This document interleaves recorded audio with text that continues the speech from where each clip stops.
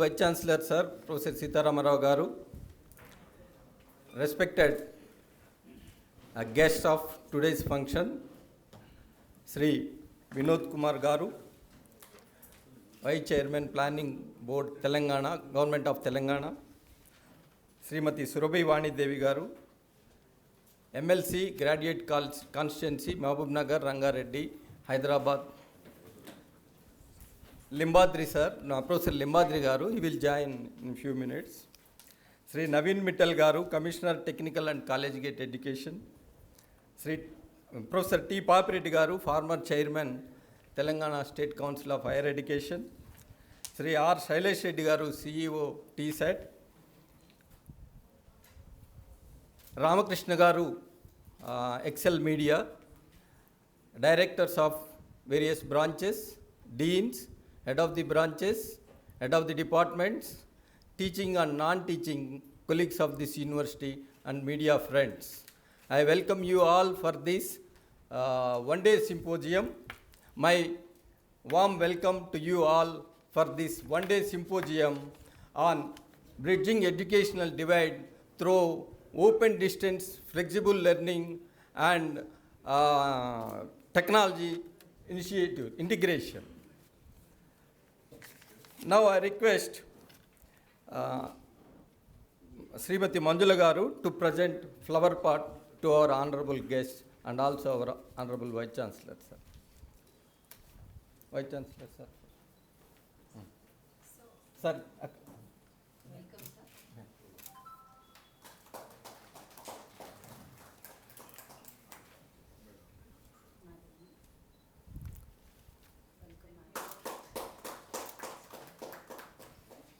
Vinod Kumar Garu.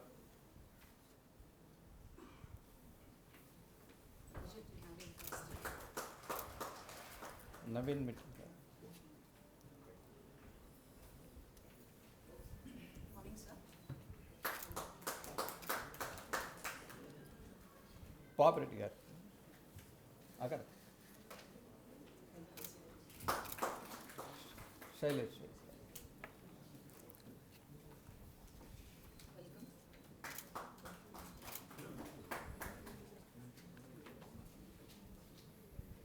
As an auspicious beginning, lighting of lamp is our program, first program. I request all the dignitaries to join for lighting.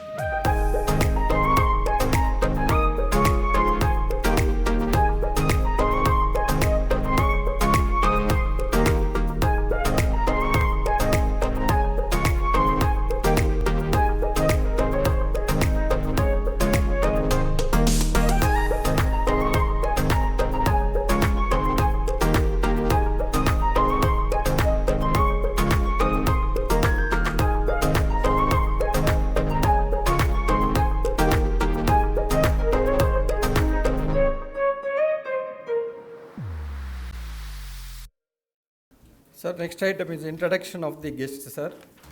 Sir, all the dignitaries and invited guests are well-known and prominent persons of, and they are our well-wishers, and they always guide our university, and also they will help our university for the growth and development of the university. Sri Vinod Kumar Garu. Okay, thank you, sir. Sir, about the title of this symposium, sir, after this COVID outbreak, technology intruded into the education, like other systems, it also intruded into the education system. So under these circumstances, Honorable Vice Chancellor, sir, suggested this topic and also advised me to associate with Ramakrishna Garu Excel Media group.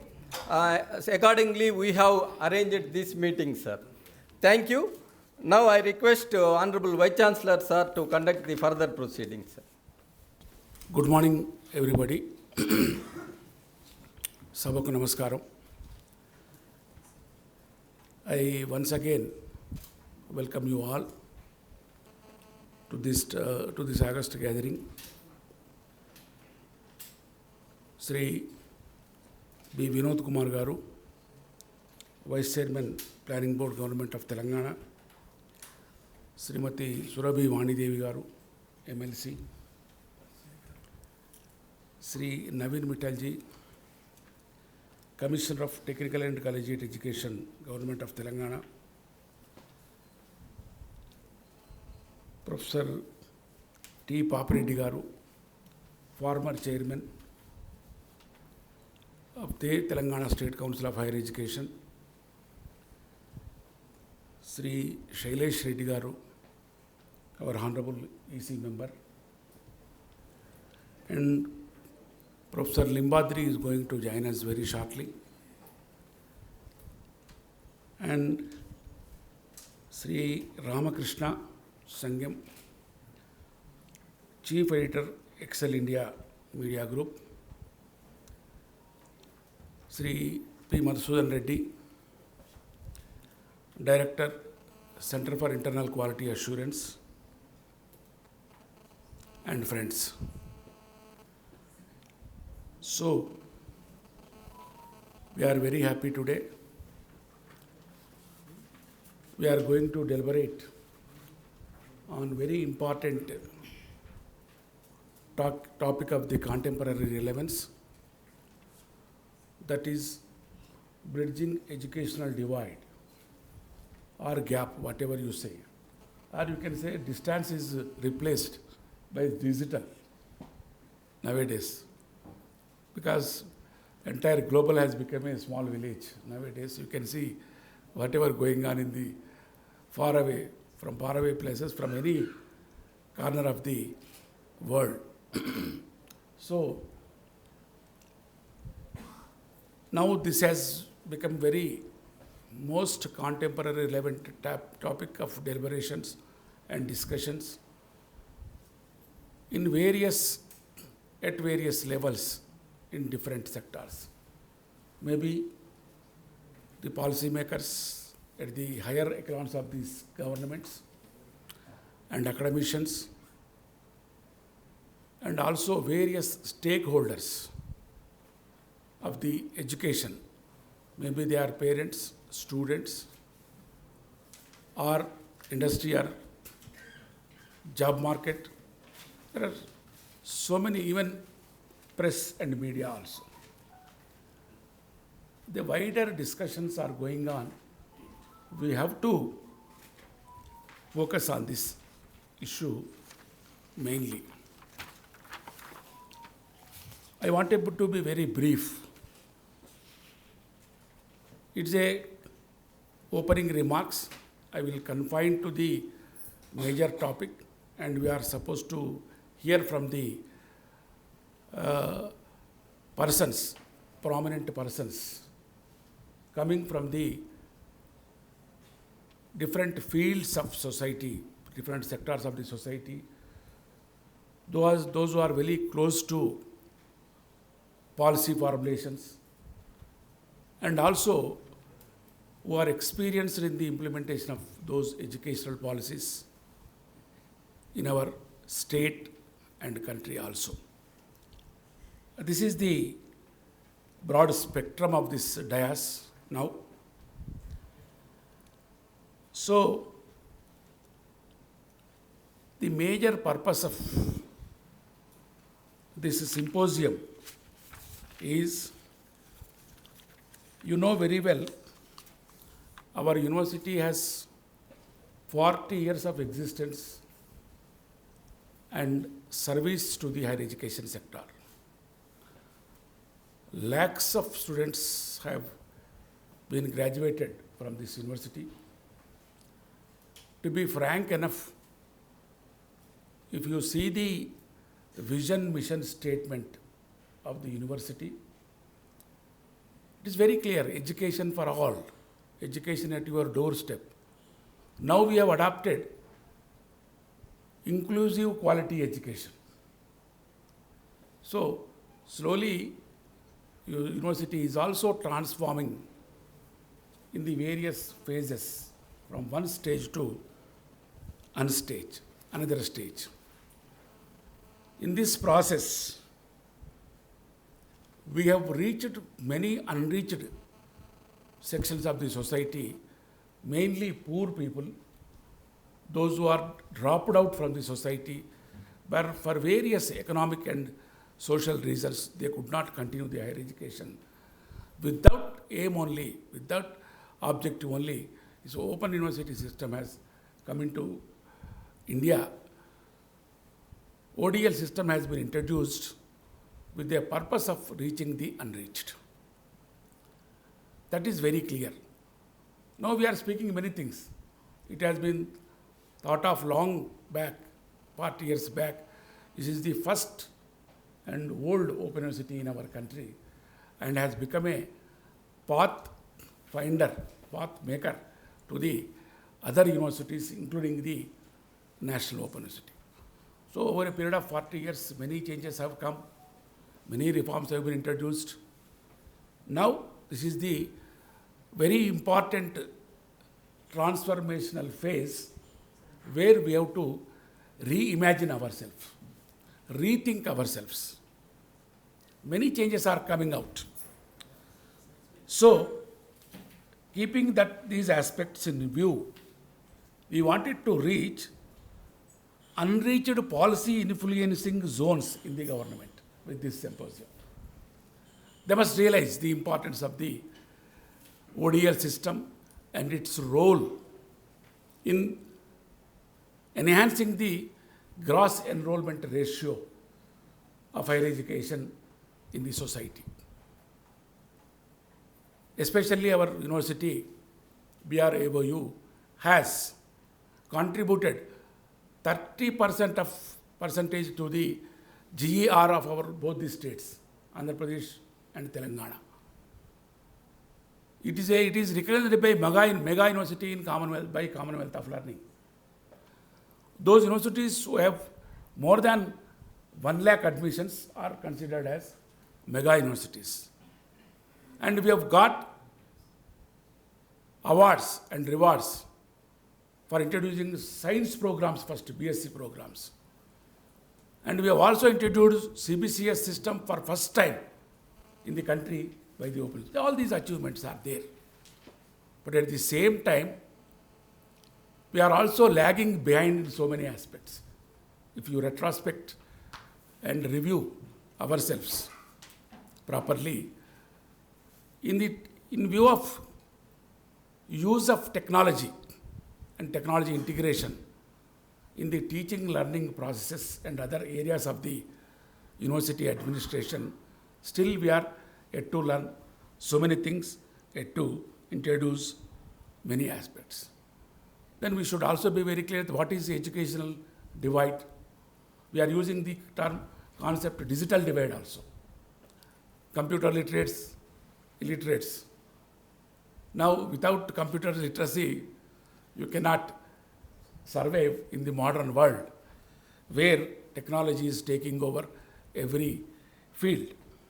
This gap and divide is there in the society in terms of accessibility, quality, equity in all these areas.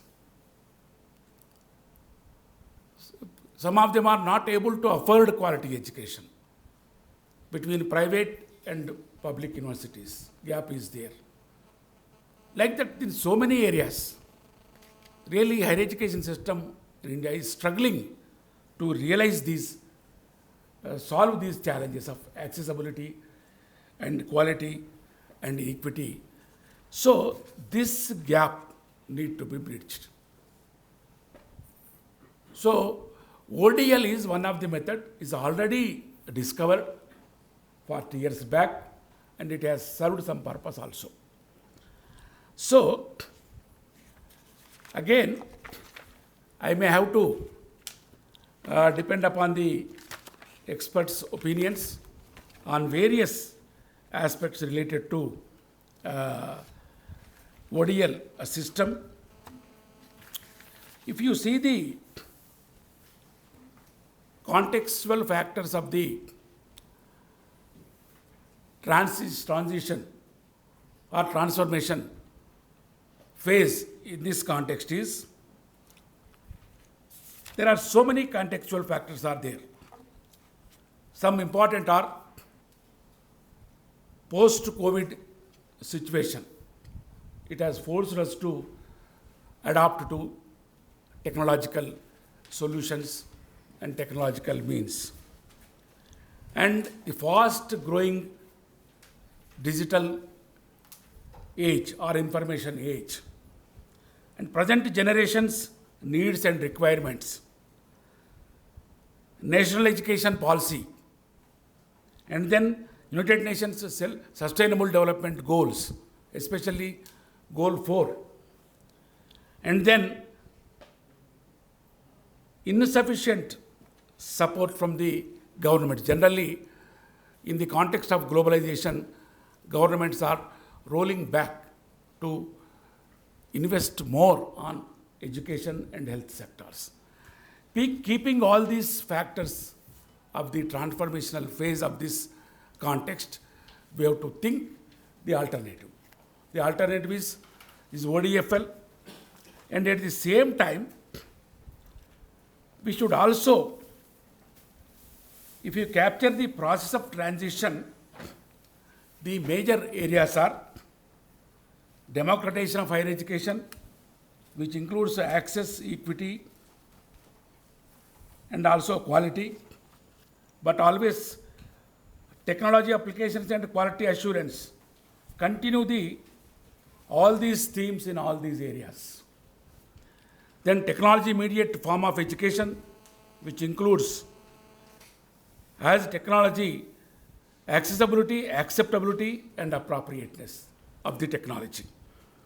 And self-directed learning facilitated by the institutions, which includes learner-centric system, appropriate support systems, and flexibility.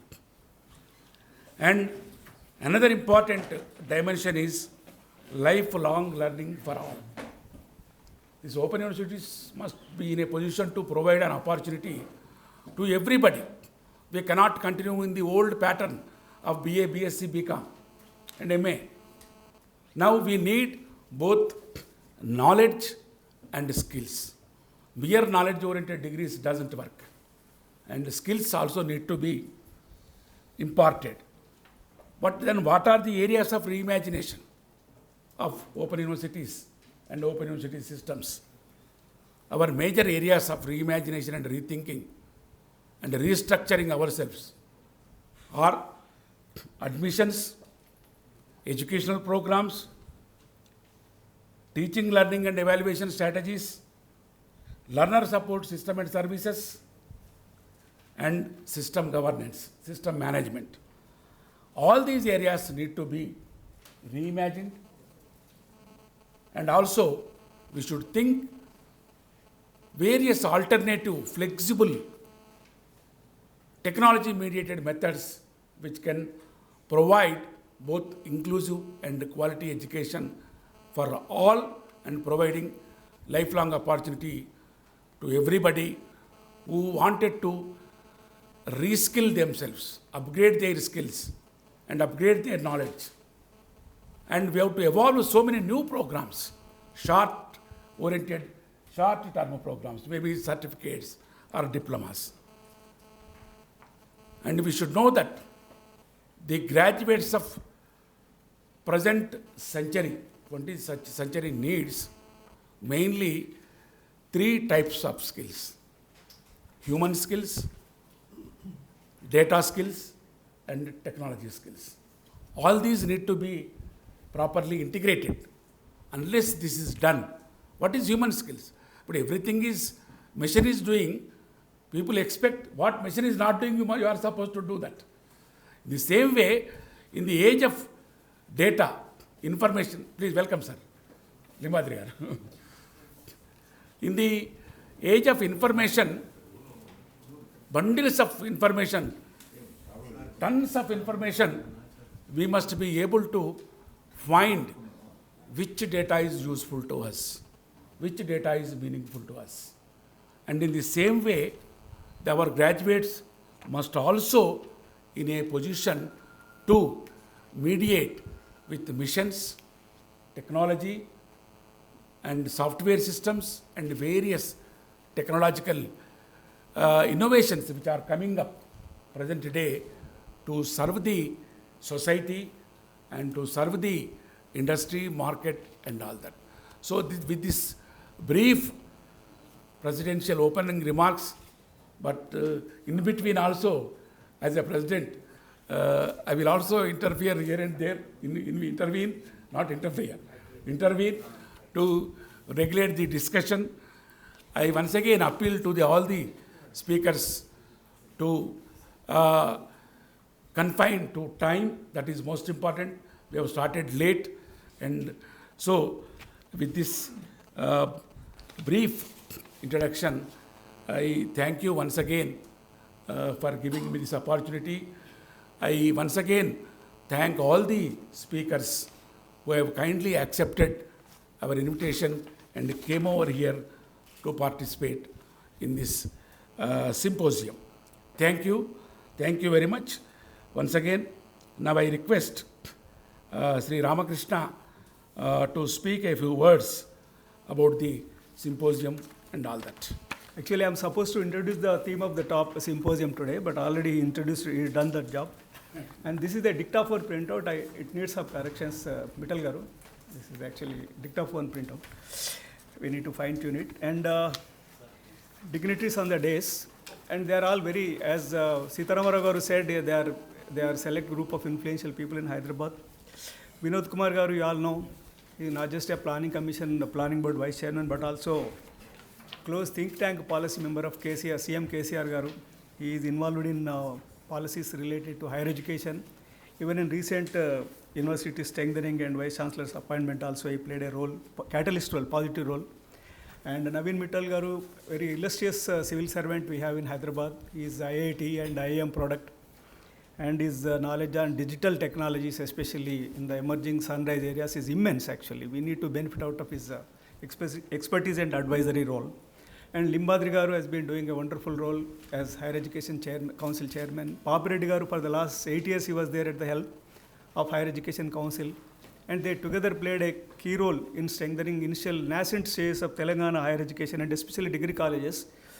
And Shailesh is my colleague in journalism for a long time, and TSAT CEO. And Vani Devi Garu also plays an important role because she is an MLC, not only an MLC, her father, late PM P.V. Narasimha Rao Garu, 35 years ago, he played pioneering role in formulating our previous national education policy, and is also pioneer in setting up Navodaya schools.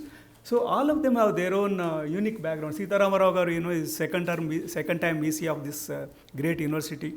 As I said, the pioneering open university in the country. After that came this national level Indira Gandhi National Open University in 1985. So we are lucky to have them all at one place in one photo frame. And you are also, the audience also are very important people, I am told. All are heads of departments, senior faculty member and distinguished gathering. So I take it as a privilege to be before you to introduce this seminar, symposium theme to all of you. I welcome you all to this symposium on an important occasion. In between the closing ceremony of Indian independence, Vajrotsavams, yesterday we concluded in Hyderabad at LB Stadium under the leadership of CM. And and the foundation day of this prestigious university, which is in 3 days away on August 26. So in between we are holding this symposium on bridging educational divide. Today's topic also, bridging educational divide, is an important at a time when the whole world and India is passing through challenging times thrown by COVID-19 since 2020 March. The challenges are more daunting in education sector than ever in any other sector.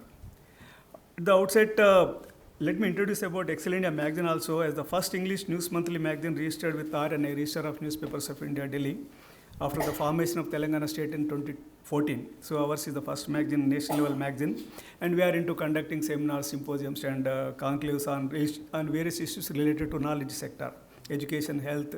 Limbadri Garu, Vinod Garu and many of our guests also participated earlier in our seminars. I deem it as a privilege also to have their August company.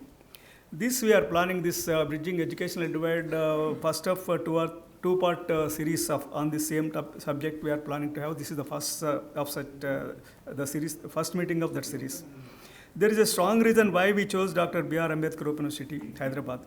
The varsity, which is celebrating its 40th anniversary in 3 days from now, is the first of its kind in India. It was established in 1982 and named after Dr. B.R. Ambedkar in 1991.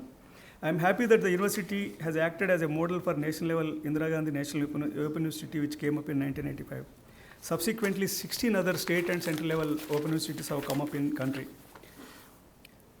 This premier university has been aptly named after Bharat Ratna Dr. B.R. Ambedkar, who stood for social justice and equity. It is not coincidental that the first Open University of India has been named after Dr. Ambedkar. These, the theme of purpose of the university and the name of the university, they go together in spirit and purpose. If Dr. Ambedkar said education for all, the first vice chancellor of this university and eminent educationist Professor G. Ram Reddy said, distance education is a silent revolution. In fact, both are no different. This is the core philosophy of our Indian constitution also. In the initial stages, the mandate of open universities or distance learning institutions was specific to provide access to higher education to those who can't afford or have no opportunity. Earlier days, that was the beginning 4 decades ago, that was their primary aim. Housewives, full-time or part-time employees, or all those who have no time for regular classroom learning were the primary beneficiaries of open universities. In those days, newspapers, I worked for long in newspapers, so we used to carry headlines whenever Open University held a convocation, we used to write, the headline used to be how many prisoners were awarded degrees or post-graduation certificates. At that time, we were supplementing conventional universities in awarding degrees. We must proudly acknowledge that Dr. B.R. Ambedkar Open University has seen over 1 million graduates and thousands of other scholars over the years. This is a great achievement. Many who passed out are in important roles in society. But even now our media is carrying similar headlines on our convocations. 2 days ago, 3-4 days ago also we held a convocation and again the same type of headlines. We joked with VC Garu that how many Cherlapalli Central Jail prisoners, inmates have got. That is a wonderful achievement. I am not undermining that, but we should not stop at that. We moved beyond, much beyond that, and we have traversed a long distance after that. Now quality, as you mentioned, the quality aspect also should be taken into consideration. The situation has changed. There is a realization all over the world and in India too that the role of open universities has grown phenomenally. We are not supplementing but spearheading higher education, open universities actually, particularly. We all agree that the pandemic and the fast emerging technologies have hastened massive transformation in all sectors. Fast forward button is pressed on changes which would have taken 10 to 15 years normally to happen in just 3 years. Education sector, particularly higher education, has been jolted due to these changes. Footprint and long arms of open universities, the distance learning institutions have grown larger and longer, have suffered due to pandemic since early 2020. In India, according to a parliamentary panel led by Rajya Sabha MP Vinay Sahasrabudhe, he is a younger brother of AICT chairman Anil Sahasrabudhe, around 2 to 4 crore rural and underprivileged students have suffered the most. Of course, our authorities have geared up for the occasion and switched over to new online methods of teaching quickly, even 2 years ago. But the quality of teaching and learning have been affected to a greater extent. We all agree on that. Non-availability of technologies, gadgets, and lack of space and time has hit the poor most. Dropouts have increased alarmingly. The other day I had an opportunity to talk to my colleague in journalism, long-time colleague, Professor Chakrapani, that they conducted some training camps for faculty members in imparting online education and how to improve the quality of learning, teaching especially, and that is an appreciable thing. Many people have done many things, micro level, small changes everywhere, but across the spectrum you need to integrate all the changes and make them into a solid role model for emulation elsewhere, everywhere. Every crisis is an opportunity to the wise. If pandemic has stirred up open and distance learning institutions, the advent of new technologies like 5G, I'm sure our esteemed keynote speaker, Naveen Mittal Garu, will shed more light on this, I believe. And Metaverse also have opened new gates. Metaverse is going to come, all of you know. At the same time, the very different nature or to be specific, higher education has changed drastically. Now, an HR graduate is occupying as a CEO of an MNC technology giant. Even our Hyderabad product, one Srinivas Rao is now head of the India Capgemini technology company, but he is from HR background. He studied in distance open universities actually. So it is a matter of pride for all of us. It is possible now. Things are happening that way. And an art student is leading a fintech company in the country. Old rules of silos approach. Silos means separate without any continuation or contact are fast fading out. National Education Policy 2020 calls for multidisciplinary or flexi learning approaches. Acquisition of knowledge has no barriers now. I congratulate Professor Limbadri Garu for taking some decisions on degree courses. Very recently announced certain changes. Combination of courses have become made easy. He made become now very easier for students to acquire knowledge in another neighboring discipline. So similarly, ambitious ideas are floating and they must be carried forward to ensure social justice and equity. So Vinod Garu should, I think he will take some initiative in this regard. We must be ready. We must ready for challenges of future, which is already before us. Future is no longer distant future. It is already knocking our doors now. Public universities should set up separate technology wings to make use of 5G, artificial intelligence, augmented reality, and virtual reality for teaching and learning methods. We should keep needs of the next generation students who come to us. Skills and talents of faculty should be massively upgraded. National and international symposiums must be held to sharpen our practices. Separate posts should be created in universities, open universities, public universities, especially for different technology roles like 5G, metaverse, AG, AR, and VR. Funds should be earmarked for this purpose. Open university must mobilize funds through endowments for this purpose. Separate funds can be generated. If not, the block grants which are coming from state and central government, UGC, are not enough. Courses and syllabi should be readied for new sunrise subjects like green hydrogen, clean energies, carbon emission reductions, semiconductors, and supply chains. Model supply chain has become an integral part of management practices these days after the Ukraine war and recent China developments. The entire world has suffered and inflation rates are going up because of these supply chain constraints.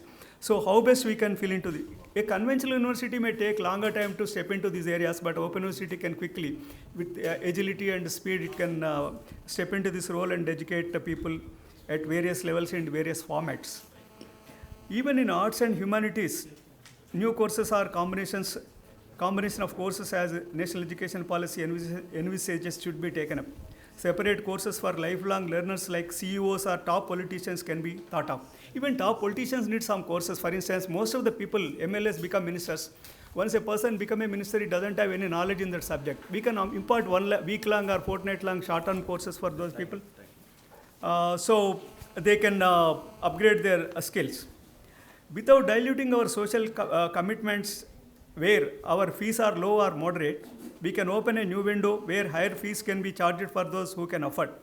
We must change the Act of 1982 of Open University if necessary.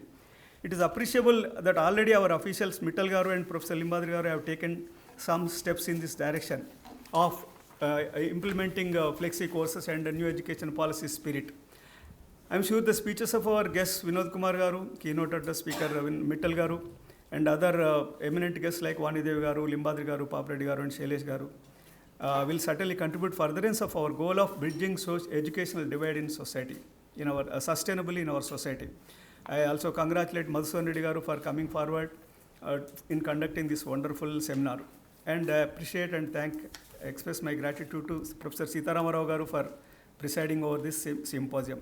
We will publish the highlights of this symposium in our Excel India magazine forthcoming October issue. Thank you. Thank you. Thank you very much, Krishna, for your brief presentation about the symposium and its theme. Now, I request Sri B. Vinod Kumar, Vice Chairman Planning Board, to speak on this issue. Let me first congratulate Mr. Ramakrishna Garu, who is from Excel India Media Group, and Vice Chancellor Sitaram Rao Garu for conducting this symposium today on a very important subject, that is bridging education divide through ODFL and technology integration. As mentioned by Sita Ramarao Garu and Ramakrishna Garu, the need of the hour is to see how to bridge the gap between the not the literate and illiterate, but even among the literates, how to bridge the gap. That is the most important. I think that is the main intention of the organizers to hold this seminar. Because many a times I had interaction with Mr. Ramakrishna Garu. He is worried about, more particularly about the learning loss during the COVID period. And as all of us know, COVID-19, of course, unfortunately, many of our brothers and sisters, they are the victims of this virus. But in technology-wise, it is otherwise. It's a blessing in disguise. More particularly, in education, the concept of e-learning has come up and cropped up in a better way, because in our country, in India, we were lagging behind in this e-learning or the technology-driven mode of education. As rightly pointed out by Sita Ramarao Garu, the young generation in our country, as there is no need for me to explain the details, but we know that though the census were not conducted in 2021, the population of our country is more or less around 130 crores. The mean age in census survey, they say, normally we speak of average, but they say it's as mean age is 27 years. That is the population in our country below the age of 72 or 65% of 130 crores. And more particularly with regard to the school-going children, they predict that it is around 65 crore. So this is a young generation in our country. So many of us here, we are supposed to be the old age. So the young population in our country. So we have to think how they should be educated. That is the important subject which I think all of us should discuss. Though this is an open university premises, I feel that there is a huge burden on universities, more particularly the open universities in our country, to see how the young population are going to be educated. During COVID crisis, I think hopefully it should be just immediate after lifting the lockdown. I met Sailesh Reddy, had opportunity to visit their T-Stat, the same premises, in this university premises. And though I was a student leader and a two-time member of parliament, I'm frankly speaking, I want to admit that I am not aware of the technology which the T-Stat is introduced. And on the same day, I happened to go through my YouTube in my iPad, and I heard a teacher who is supposed to teach high school students on the subject of constitution. The next day, immediately I made a call to Sailesh Reddy and I congratulated him. Though I graduated law, I learnt a lot from that video. Frankly speaking, I have to admit. So such was the subject which is being taught by the teacher. I asked the name of the teacher also because I want to speak to him, because he made such a he explained the Constitution in a very lucid manner, more particularly to the at the level of high school students. I once again congratulate Sailesh Reddy and his team, because please go through the videos, frankly speaking. If you are a science professor, you please go through those videos. If you are a law graduate, you please go through those videos. If you are a political science graduate or postgraduate, you please go through those videos. So my idea before going to T-STAT and visualizing, and I think once I also informed our Naveen Mittal also on the same day, probably the next day, I tried to explain to him how we can implement this e-learning among the young generation of our state. You see, what is the population of the school-going children in our country? 32 crore. More or less equal to the population of United States of America. The population of United States of America is 32 crores. 30 plus or minus 2. 33. The school-going children in our country are now equal to the population of United States of America. So that is the strength of our country. So yesterday I happened to visit and address a meeting in Tagore Auditorium, Osmania University, on the eve of 75th anniversary of our Indian independence.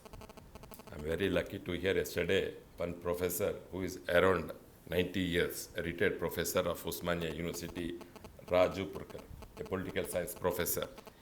He gave at length about the freedom struggle, freedom movement, and he did research on Pandit Jawaharlal Nehru, the first Prime Minister of India, with whom he met many a times, and he could elicit many views of our first Prime Minister, Pandit Jawaharlal Nehru. He spoke a lot about it. I was very much impressed. So yesterday I too mentioned about the role of universities for the next generation. So how should we improve the learning process? Yes, I graduated long back, nearly 40 years back, and my post-graduation in a law degree, I completed my law degree in '84 from Kakatiya University. So there's a lot of the process, I am of the opinion that there should be direct connect between a teacher and a student. That was my impression till I visited T-STAT. Later on, very recently I took admission in LLM also. So I'm just going through the videos about the Constitution and about the jurisprudence lectures given by many teachers and even young postgraduate students. They are also, of course, as you know, a video with paper they can read. If they have very good voice, that is enough for the companies to teach us.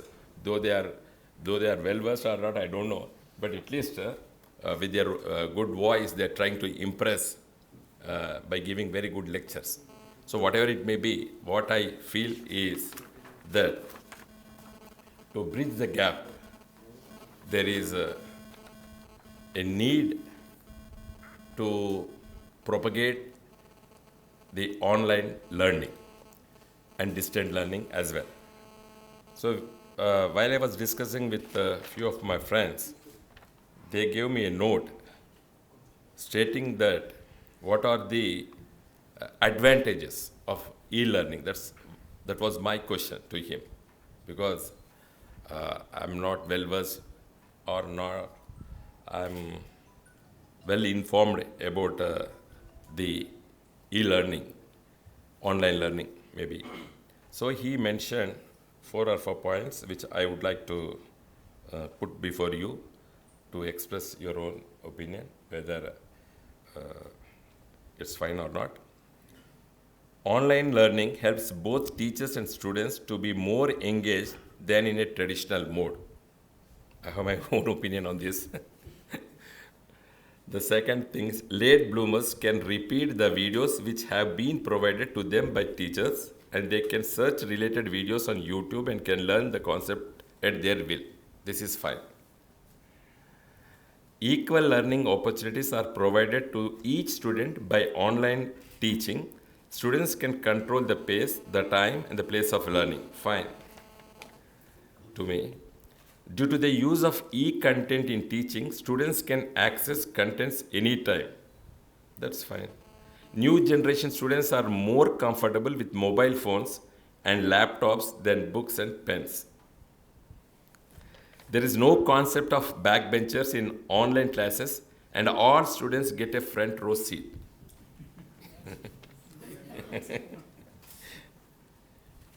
The students definitely learn new computer skills as they have to do a lot of assignments through computer or laptop only. Learning materials are shared among the students easily, and the queries are resolved through email and SMS, and also using different social medias like WhatsApp or Facebook. Students are able to manage their time more efficiently in online education during the pandemic. Let's not talk about pandemic. That's enough is enough. Next, online teaching has no time limit as well as classroom boundary limit. A beautiful thing about online classes is that there is no limitation of the strength of students learning at a time. This is 100% correct. So, coming to the most important point, that is, yes, you are ready to take this concept of e-learning or online learning. But what is the role of the government? As Ramakrishna Garu, when he mentioned about Ganta Chakrapani Garu and others, his concept of making ఎంత 1 crore అన్నారా 1 lakh 1 lakh graduates. It's a very good concept. I immediately discussed with the Limadri Gar also. Yes, that's a very good idea because our Honorable Chief Minister is not, has already declared and implementing a program under the name and style that is Dalita Bandhu, empowering the rural youth, particularly among the rural areas and also, of course, in the cities also.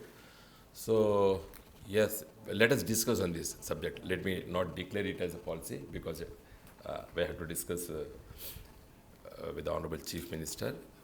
But the concept which you propose is a very good concept. Yes. From your end? From the government? The social welfare. To empower? Oh, I am not aware of it. Fine, very good. So, if that is released, then we can take it up. Please download because we can declare it on this day because you can university can take lead on it.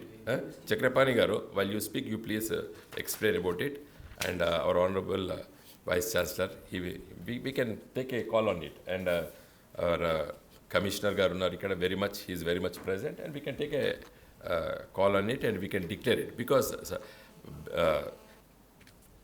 we can issue GOs, we can make it as a policy, but there should be a loud voice. So that's what I mean to say. So let us, because all of you are professors, intellectuals, and working in a prestigious institute that is Dr. B.R. Ambedkar Open University. So as the GO is already issued, let us take a call on it and we can make it as a point to declare it on this auspicious day. So very good. Thanks for the input which you gave to me. So coming to the most important phrase which they have used, bridging education divide. So during the pandemic, once again I am referring pandemic, unfortunately, there is a great learning loss among the rural students. Of course, it is nothing to do with your open university, but definitely Madam Vanidevi Garu is very much present here. So she's an elected representative from the graduates. So both of us will speak to Honorable Chief Minister and also our Education Minister Sabita Indra Reddy Garu, and how to implement this online learning or e-learning among the school children. That is most important. Positive of funds is not an issue. We should have a vision and a policy to implement it. So I feel that as Vice Chairman of the Planning Board, Government of Telangana, I will personally take initiative on this subject, and definitely within short time we have to bridge the gap between, earlier it was haves and have-nots, but now it is among the literates, we have to see how to bridge the gap. So once again, I congratulate the Excel India and Open University for holding this symposium. Thank you, one and all. Just I wanted to intervene here before the next speaker takes over the mic. As you know that our university is committed to the educational vision of Dr. B.R. Ambedkar and also institutional building approach of founder Vice Chancellor, that is Professor Ram Reddy. So the concept of inclusive and quality education has been already set by Dr. B.R. Ambedkar in 1930s itself. There are proofs for that. So why I am saying this? Recently, an issue has come about the 1 lakh graduates, providing opportunity to make 1 lakh graduates to Open University. During my first term, earlier, the students of Open University, especially SC/ST students, also used to get fee reimbursement. I don't know why in between it has been stopped. Our former registrar also here, Professor Venkataya, we have made lot of efforts with the governments to revive that. Maybe some long back in the government, some officer or somebody, finance secretary, has said that the Open University students are all our employees. They are earning people. They don't need any fee reimbursement. That is not so. In fact, the reality is different. And most of the students, our students, come from rural background, poor background, first generation of students from the disadvantaged groups of the society. Really, even regular colleges are also not in a position to accommodate their existing capacity of seats available in their colleges. So, I request you to once again rethink over on this issue. Kindly use your good offices in the government to revive the reimbursement of fee for the students, especially SC/ST students who are pursuing their education through Open University also. Sir, thank you very much for giving your valuable time to us and to participating in this seminar. And I invite next speaker, Srimati Surabhi Vani Devi Garu, Honorable MSc of Hyderabad, Rangareddy, Mehbooba districts, from the graduates constituency. Dr. B.R. Ambedkar Open University Center for Internal Quality Assurance and Excel India Media Group వాళ్ళు ఇవాళ organise చేసిన bridging education divide, ఇది చాలా పెద్ద సముద్రం లాంటి subject. దీనికి ఇప్పటిదాకా మాట్లాడిన స్పీకర్ గారు B Vinod Kumar garu, vice chairman planning board government of Telangana, అలాగే BR Ambedkar university vice chancellor garu Sitaramarao గారికి, లింబాద్రి గారికి, chairman Telangana state council of higher education, అలాగే ప్రొఫెసర్ టి పాపిరెడ్డి గారికి, former chairman Telangana state council of higher education, Madhusudan Reddy గారికి, ఎక్సెల్ మీడియా రామకృష్ణ గారికి, ఇంకా ఇక్కడ ఉన్న వాళ్ళందరూ ప్రొఫెసర్స్, స్టాఫ్ అనుకుంటాను, ఇక్కడంతా స్టూడెంట్స్ ఎవరు లేరు, మీడియా మిత్రులకి. ఈ సబ్జెక్ట్ సముద్రం లాదినట్టు అన్నా కదా, ఎడ్యుకేషన్ ఫర్ ఆల్ అనేది మన స్లోగన్. స్వాతంత్ర దినోత్సవం నుంచి, మనకు స్వాతంత్రం వచ్చినప్పటి నుంచి కూడాను దేశంలో ప్రతి ఒక్కరూ చదువుకునే అవకాశం కల్పించాలని అనేక విధాలుగా, మేబీ గవర్నమెంట్ తరఫున కావచ్చు, ప్రైవేట్ సెక్టార్లో కావచ్చు, అనేక విధాలుగా మనం అందిస్తున్నాం. కానీ అదొక మూస పద్ధతిలో, ఒక ట్రెడిషనల్ వేలో మనం అందిస్తున్నాం.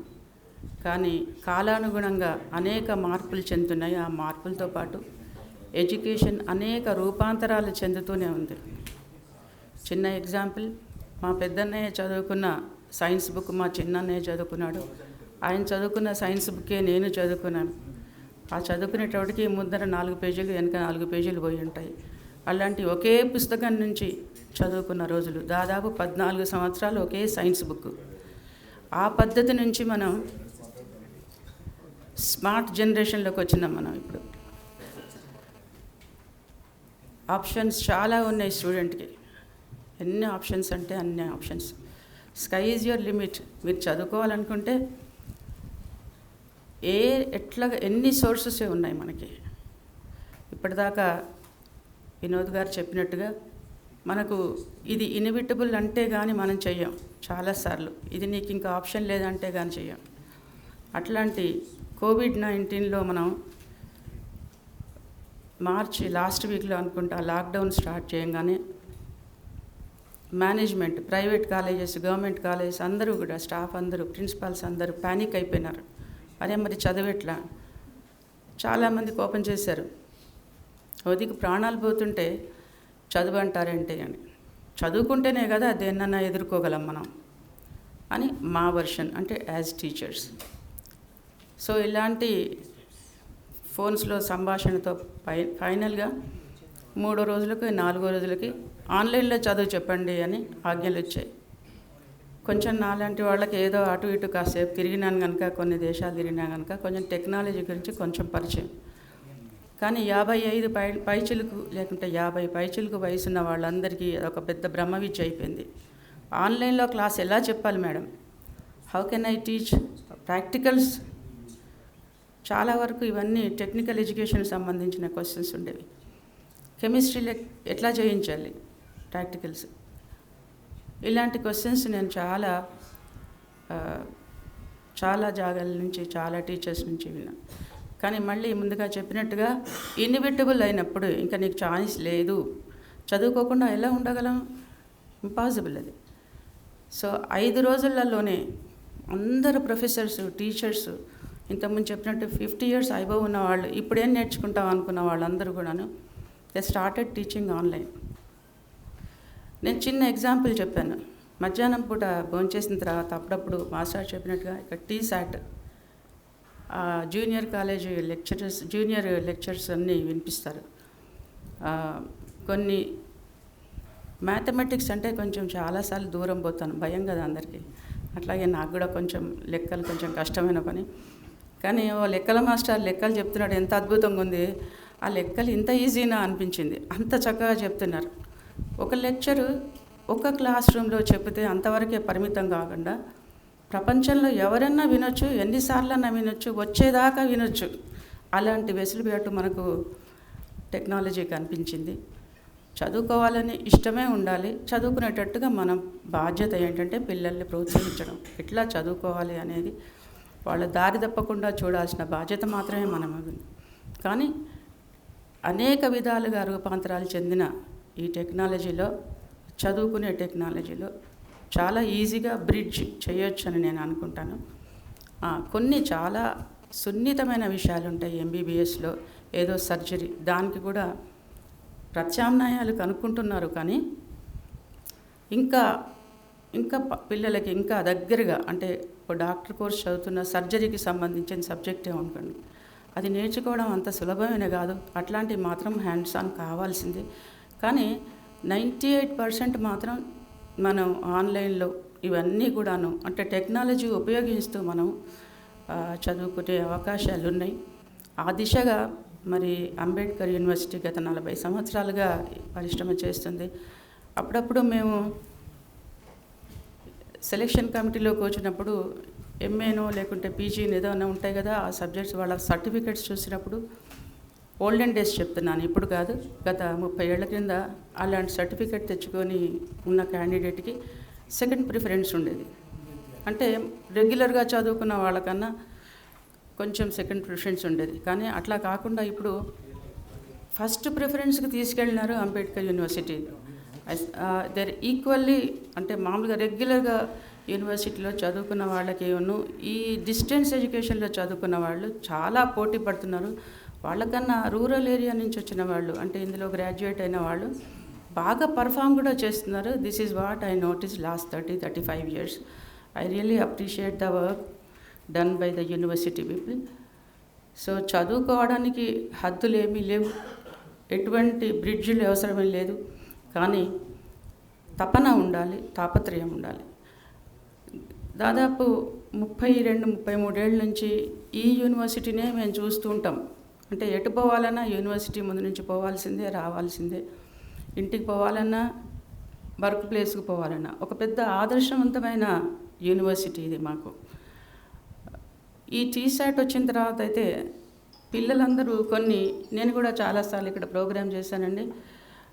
ఆర్ట్ ఎడ్యుకేషన్ మీద కొన్ని లెక్చర్స్ ఏమన్నప్పుడు నేను ఇక్కడ ఒక లెక్చర్, స్కూల్ పిల్లలకి ఇచ్చిన లెక్చర్ ఎన్నిసార్లు తిరిగి అప్పుడప్పుడు నేను కూడా చూస్తుంటాను. అటువంటి అదృష్టం కూడా దొరుకుతుంది.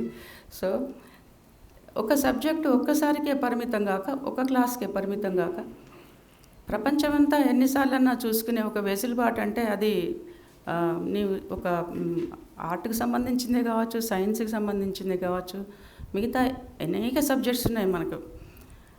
ఈ న్యూ ఎడ్యుకేషన్ పాలసీలో మరి స్పెషల్లీ పిల్లలకు చాలా చాయిస్ ఇస్తున్నారు. మధ్యలో ఆపేసి మళ్ళీ ముందు చదువుకోవచ్చు, గ్యాప్ ఇచ్చి. అంతకుముందు ఫస్ట్ ఇయర్ చదివి ఏది అనివార్య కారణాల వల్ల ఆగితే వాళ్ళందరూ కూడాను ఏమంటారు కంపార్ట్మెంట్లు అనేవాళ్ళు. కానీ అట్లాంటి అవకాశం లేకుండా తర్వాత మధ్యలో వాళ్ళు సబ్జెక్ట్స్ కూడా చేంజ్ చేసుకునే వెసులుబాటు వచ్చింది. కానీ ఇది ఏమైనా ప్రచారం చేయాలి అంటే, ప్రజల్లోకి వెళ్ళాలి, స్టూడెంట్స్లోకి వెళ్ళాలంటే ఇలాంటి సింపోజియమ్స్, ఇలాంటి వర్క్షాప్స్ చాలా కావాలి, ఎక్కువ కావాలి. మనం అనుకుంటాం చాలా తెలుసు, మనకు తెలుసు సబ్జెక్ట్ అని. కానీ పిల్లల్లోకి, పేరెంట్స్లోకి వెళ్ళాల్సిన అవకాశం ఉంది. ఏం ఆప్షన్స్ ఉన్నాయి మనకి అనేది పేరెంట్స్ తెలియాలి. టెక్నాలజీ స్పెషల్లీ తెలియాలి. ఇప్పటికి కూడా ఎంసెట్ కోసమని, అడ్మిషన్స్ కోసమని ఒక కాలేజ్ ఆఫీస్కి ఫోన్ చేస్తారు, కానీ ఎంసెట్ కన్వీనర్కి ఫోన్ చేయరు. అది ప్రాబ్లం. ఎంతసేపు అంటే రోజంతా ఒక 10 ఫోన్లు ఆ ఆఫీసులో అటెండ్ చేసేది ఉంటే వాడి జీవితం అయిపోతుంది. అరే ఎంసెట్ కన్వీనర్ ఉంటాడు రా, అక్కడికి వెళ్ళాలి, లేకుంటే అక్కడ ఆన్లైన్లో నువ్వు క్వశ్చన్ చేయొచ్చు అనే పేరెంట్స్కి ఇంకా చాలామందికి తెలియదండి. కానీ ఎంత చెప్పుకున్నా మా తరం కన్నా ఈ తరం చాలా స్మార్ట్ జనరేషన్ ఉన్నారు. తల్లిదండ్రుల కన్నా ఎక్కువగా పిల్లలకు కూడా తెలుసు. పిల్లలే డైరెక్ట్ వస్తున్నారు. వెనకటి ఒక అడ్మిషన్కి వెళ్ళాలంటే తల్లిదండ్రులు, తండ్రి ఎవరో ఒకరు వెళ్ళి స్కూల్లో అడ్మిట్ చేసేవాళ్ళు, కాలేజీలో అడ్మిట్. ఇప్పుడు అంత అవసరం లేదు. వేరే రాష్ట్రాల నుంచి వచ్చి వాళ్ళు అడ్మిషన్ తీసుకుంటున్నారు. ఒక స్టూడెంట్ వస్తాడు, డైరెక్ట్గా వస్తాడు. Do you want online fees or offline fees? అంత డైరెక్ట్గా అడుగుతున్నాడు. ఆన్లైన్ ఫీజ్ అంటే ఆన్లైన్లో ట్రాన్స్ఫర్ అయిపోతుంది. అంత కాన్ఫిడెంట్గా ఉన్నారు పిల్లలు. కానీ ఏంటంటే వీళ్ళకి చెప్పాలి, ఇలాంటివి ఉన్నాయి అనేది మాత్రం మనం చెప్పాల్సిన అవసరం. ఇలాంటి సింపోజియంల ద్వారా మనకు బాగా తెలుస్తుంది, జనంలోకి వెళ్తారని నేను అనుకుంటున్నాను. చాలా మంచి ప్రోగ్రామ్ ఇది, ఈ సింపోజియం. ఇలా ఏర్పాటు చేసినందుకు ముందుగా రామకృష్ణ గారికి, నన్ను అదే పనిగా చెప్పారు. ఎప్పుడు పరిగెత్తుతుంటాం మేము, ఎక్కడెక్కడ ఉంటామో తెలియదు, కానీ పాపం అతను నన్ను రమ్మన్నారు. నిజంగా పర్సనల్గా మీకు థ్యాంక్ యూ రామకృష్ణ గారు. ఇంత మంచి ఎలైట్ పీపుల్లో నేను కూడా పార్టిసిపేట్ చేసే అవకాశం కల్పించినందుకు గాను, అలాగే వైస్ ఛాన్సలర్ గారు thank you sir calling me here and make me to participate in this symposium. The main purpose of inviting Srimati Surabhi Vanidevi here, she is maintaining one of the best fine arts colleges. And we do have some self-interest. Operationally, we wanted to introduce some skill-based certificate programs related to fine arts, video making, photography. And we are thinking on those lines. And our skill center director is very shortly is going to come to your college and discuss on these lines. Thank you very much, madam.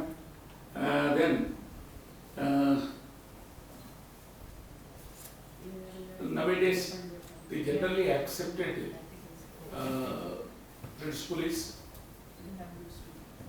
in the education sector, we have came to a general acceptance and consent that the blended approach or hybrid approach is the major nowadays. That is only the method in the teaching, learning and research process of our education institutions. New education, national education policy also recognizes this blended mode, multi-mode and multimedia. So, the challenge before us, the academicians and the teachers, is which mode and which media need to be made applicable to which course. If it is arts program, what mode, what media you follow. If it is a science program, what media and what mode you follow. Like that we have to make analysis and research. We should evolve a best blended mode and media approach to encourage the students, to attract the students towards the learning process. That is the challenge before us. That's what I feel. Now I request our next speaker, Honorable Professor P. Babreddy Garu, former chairman of Telangana State Council of Higher Education. For 8 years, he has contributed a lot for the expansion and efficiency of the higher education system in our Telangana. President of this function, the Vice Chancellor of B.R. Ambedkar Open University, Sitaram Rao Garu, Sri Vinod Kumar Garu, Vice Chairman,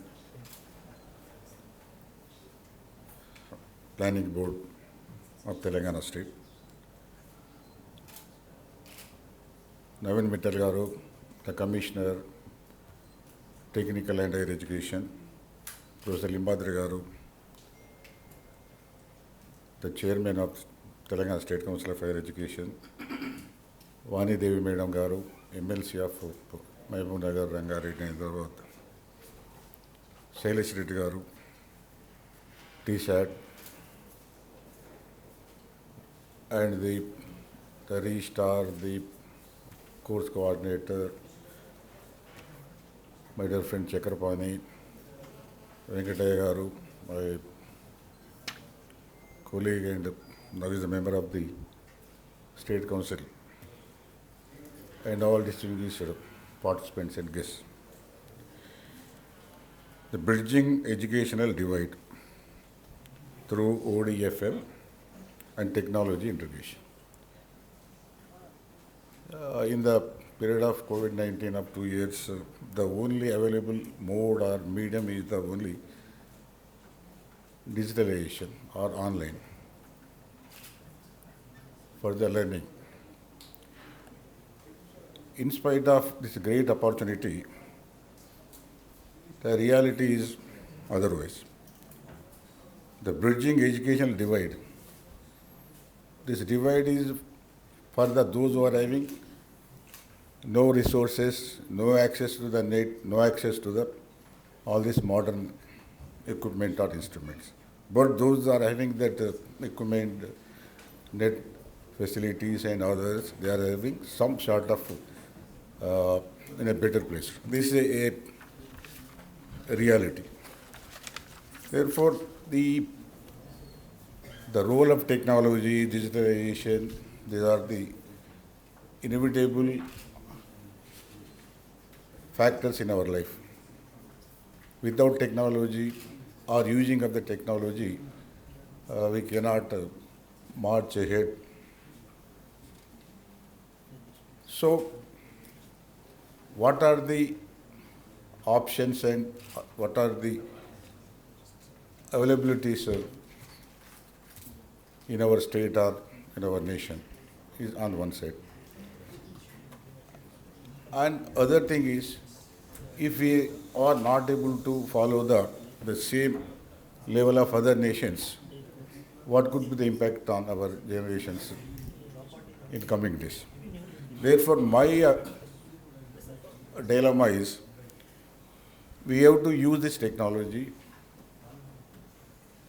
very rapidly, very extensively. Why? Now everything is based on technology. Without technology, we cannot move. It may be in the education, it may be in the industry, it may be in the politics, or it may be the war. Therefore, the educational institutions have to play a vital role in this regard. Distance education or Open University has a unique place in this regard. If we have to leave everything to the market forces, those who are having no access to the market or no access to these systems, or else they don't have any paying capacity. The Open University should come forward, step in to roll that gap. How best we fill this gap? Through various your infrastructural facilities, various other things. Maybe for the better seeking people, maybe downtrodden, maybe they don't have any facilities. The Open University can bridge that gap. Really, I am appealing and requesting the Vice Chancellor of Open University, you have to think innovatively with your colleagues and your teachers. How best we build or fill this gap is one important issue. The second issue is the digitalization is expanding in a rapid phase. In that area also, what is the role of the distance and learning system to play? You have a very flexible model. You can go for any level of experiment in this regard. We have been seen in the conventional universities, 3-year degree, 4-year degree, or the 2-year PG degree is a lengthy time and lengthy period. And in a practical sense, they are learning nothing. They are coming with a degree. The degree is not much useful for their livelihood. Therefore, Open University should devise a system, a model. We can introduce some certain courses, a 6-month course, a 1-year course. You have to identify which areas are suitable for the students to getting some livelihood, employment, or whatever may be. You should not go for lengthy courses or 3 years or 5 years. They are not. Most of them are not ready to go for that length. A 6 months or 1 year. To identify various areas in the emerging economy, emerging spheres. And you have to offer those courses with help of those institutions with the MOU or some sort of relations with that institutions. That may be helpful for the students for seeking the jobs or some employment. This is a great service for the youth or students. Maybe the conventional mode or unconventional mode, or those are dropped out students, or anybody. Therefore, my final appeal to all of you, the chairman of the higher education, the MLC madam is there, Vinod Kumar Garu is a policy maker in the government, and the Navin Mittal Garu is also commissioner of both technical and higher education. Put together to give a new direction, new thrust for the youth, for a betterment of their life. Thank you. Yes, universities now, open university, need to reach a new category of clientele. Those who are interested to learn the knowledge and skills which are directly relevant to them in their jobs at the workplaces. On those lines, the university need to evolve various educational programs with a lot of flexibility also. Then what I wanted to say, over a period of time, when the regular education system used to treat ODL as a second grade system. In the process, what happened, and slowly the rigidity of the regular education system, conventional education system, engulfed the open universities also. The way there we have lost our flexibility. Now we have to rethink, innovate various flexible methods and processes for encouraging the new category of learners and youth and attract them into our ODL mode. So thank you very much. Now I request our honorable next speaker, Sri Navin Mittalji, Commissioner of Technical and Collegiate Education. Really, his support and encouragement to our university is a great. I go on record on this. Really, I welcome you, sir. Thank you very much. Kindly I request you to speak on this occasion. Honorable dignitaries on the dais, distinguished participants, very good afternoon to all of you. First of all, I must thank the Dr. B.R. Ambedkar Open University and Excel Media for organizing this conference symposium on a very excellent topic, which is bridging educational divide through ODFL and technology integration. I think there is no better place than this university to organize this symposium.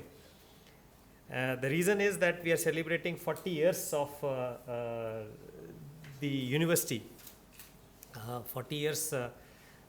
I was just sitting here and I was thinking that when it started in 1982, it was the first open university of the country.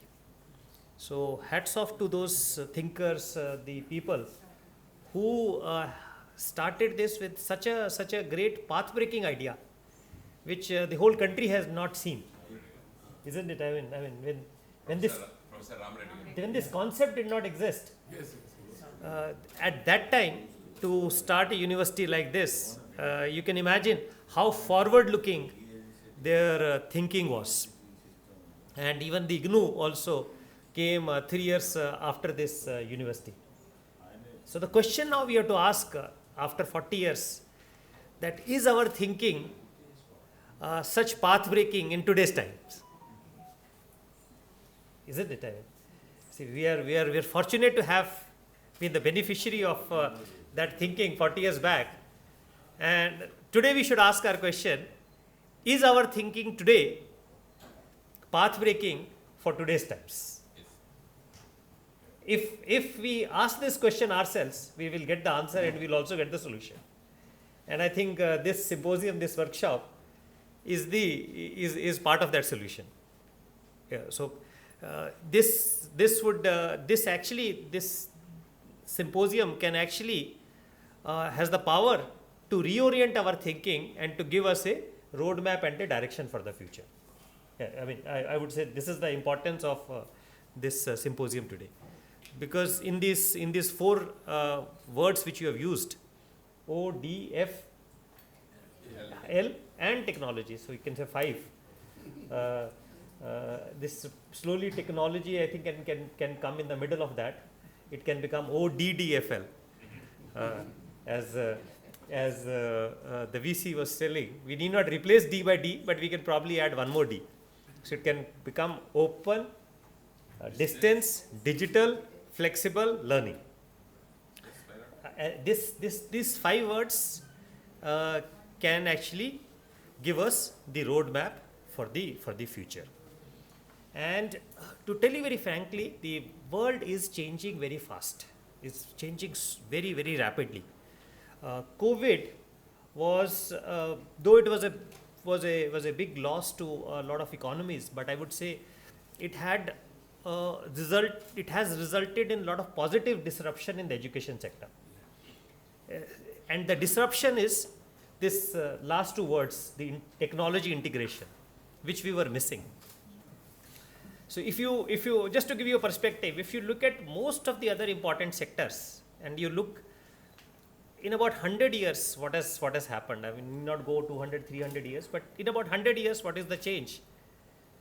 Let's say a person who shut his eyes in 1922 and opened his eyes in 2022.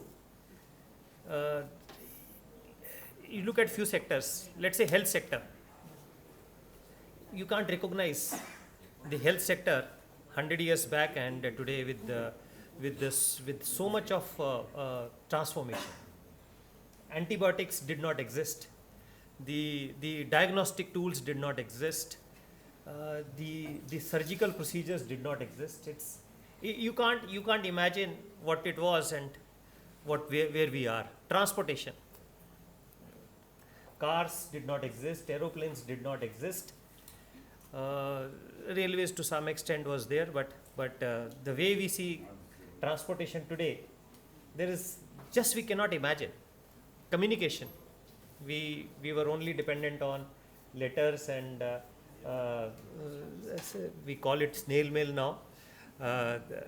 And today, communication, it's in our hand. We can talk to anybody in the world. We can text to anybody. We can exchange photos, videos. What you can do was unimaginable. But if you look at the nature of classroom, a person after 100 years he or she comes back into our classroom. Would you see much of a change? There's not much of a change. It's probably very similar to the same, except probably in some colleges a blackboard has become a green board, or the whiteboard, or a projector has got added. Other than this, there is no major fundamental change which has happened. The teaching process is more or less the same. The methodology is more or less the same.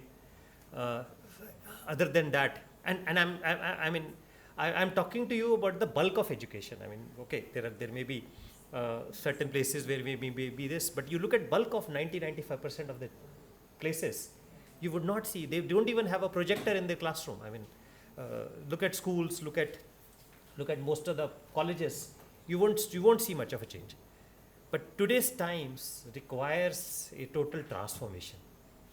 And as the VC Garu was mentioning, this COVID times has accelerated this transformation in a big way. The technology has got now deeply integrated into education, and most of the mindsets of various stakeholders in the education sector has changed.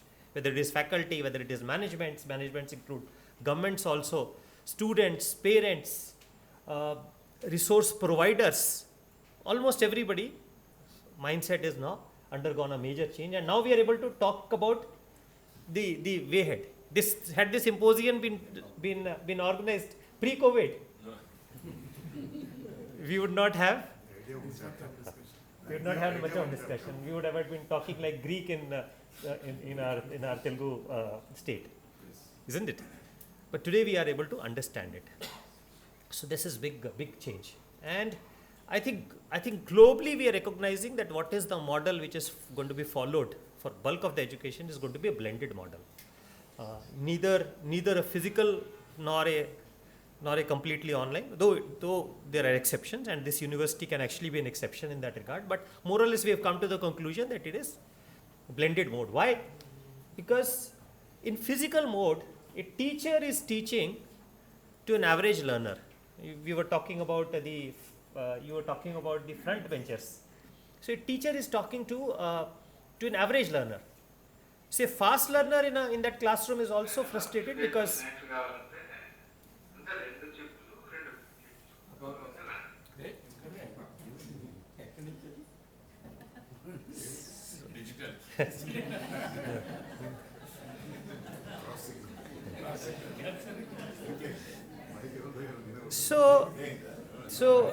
completely physical is not working, because a fast learner is frustrated.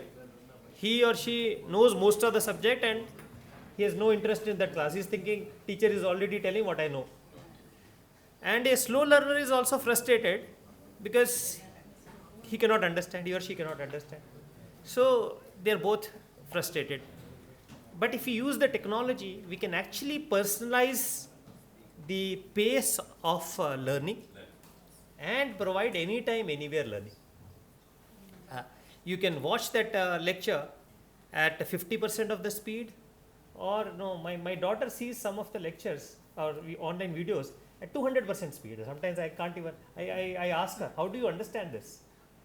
So there are students who are able to watch them at 150, 200% speed, and there are students who probably will listen to it 50%, 75%. And you can fast forward what you know, you can rewind and re-see what you don't know. So it has great advantages which we are missing in a physical classroom, because in physical classroom, teacher, once he has taken the lecture and you missed it, you were thinking something else or contemplating something else, you missed it and you cannot go back, you cannot rewind it. So we have to combine these two powers. Now, completely online is also not the solution. And I am using completely online because this university is an exception. So we will provide that to people who cannot come to physically. But physical space is also necessary, because a physical space teaches you many other things which just your subject teaches doesn't teach you. That is your life skills and your social skills. We are ultimately living and working in a society. How do you learn how to talk to your colleague? How do you communicate with your colleague? How do you stay together? How do you live together? Those get learnt on physical campuses, physical spaces. When you stay together in a classroom, you spend 2-3 years together, you make friends, you also learn from your mistakes. How do you not deal with it? So that's the power of a physical space. And also there is not just teacher to student learning, but also peer-to-peer learning which is taking place. Students also learn from each other. I mean, we just don't only learn from the teacher, we also learn. Sometimes we don't understand something, we'll ask some fellow student, explain cheyeko. And teachers also learn from students. So it's how, when you see the expressions of the students, when you assess how much they have understood, that's also a part of learning. And when students ask questions, that is also a learning for the students. In fact, we had a program about, I think this is a very interesting thing I'll just tell. About, I think this was probably year before last or no. We're having a very interesting program called Jigyasa in our colleges, which is student project making. So in one of the program, we invited the IIT director, IIT Hyderabad director, the then Professor U.B. Desai, is now chancellor of a private university. So he came and he was telling that his classroom is all about students asking questions and he answering. Generally, students ask 10 questions, generally on an average, because 1 hour, he takes about 5 to 6 minutes to answer. Out of 10, 7, one is able to answer, 3, one is also not able to answer, because the level of students of IITs, they will ask questions which probably may not be there in any book also, so probably one has to think originally. So 2, 3, one is not able to answer on the spot, but that becomes an agenda for teacher to also learn, understand oneself, and then explain to students in the next class. So it's also, a physical space is also a learning for the teacher also. And the blending and hybrid approach combines the two. But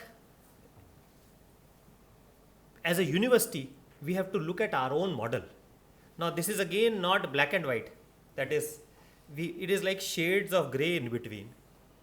We have to position ourselves topic by topic where we can be. We can let's say be 10% physical, 90% online, or your study centers, your contact programs, online classes, live online classes, like which we call synchronous way, is a method of that student contact. So one has to, it may vary. From a political science subject may require some level, a physics may require some other level, a subject which is related to health sciences may require something else, a technology subject may require some other level. So it has to vary. We can't fix it that, oh, this is a rigid formula, we have to be 90-10, we have to be 60-40, or we have to be 70-30. We have to change this nature subject by subject. So that is where we need to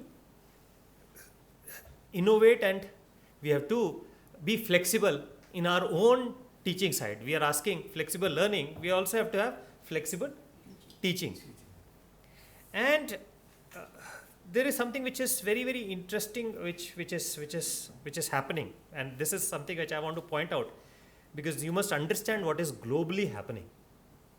And this is a statement which I am making, which may not sound very, very pleasant to you, which is degrees are losing their relevance.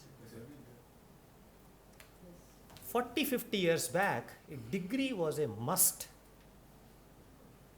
for taking up some particular job.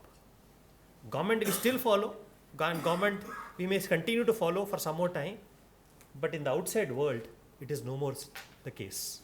A few examples I'll give you. At one point, to get into corporate management, you needed an MBA degree. So an employee had to do an MBA to move from that particular field where the person is working to get into the management side of the. Today, you ask yourself, is it required? Give an example of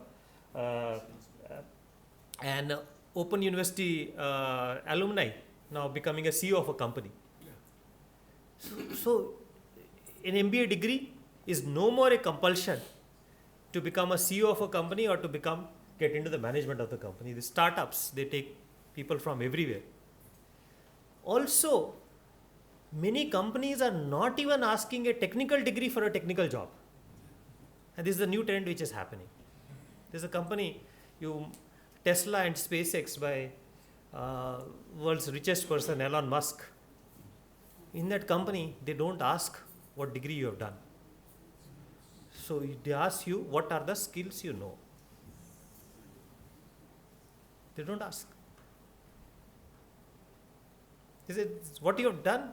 Whether you have done BTech or MTech or BSc or BA or BCom, it is immaterial. What is it that you can do? In Google, about 10% of the jobs are offered to students or offered to people who actually demonstrate some skill, irrespective of the degree they are holding.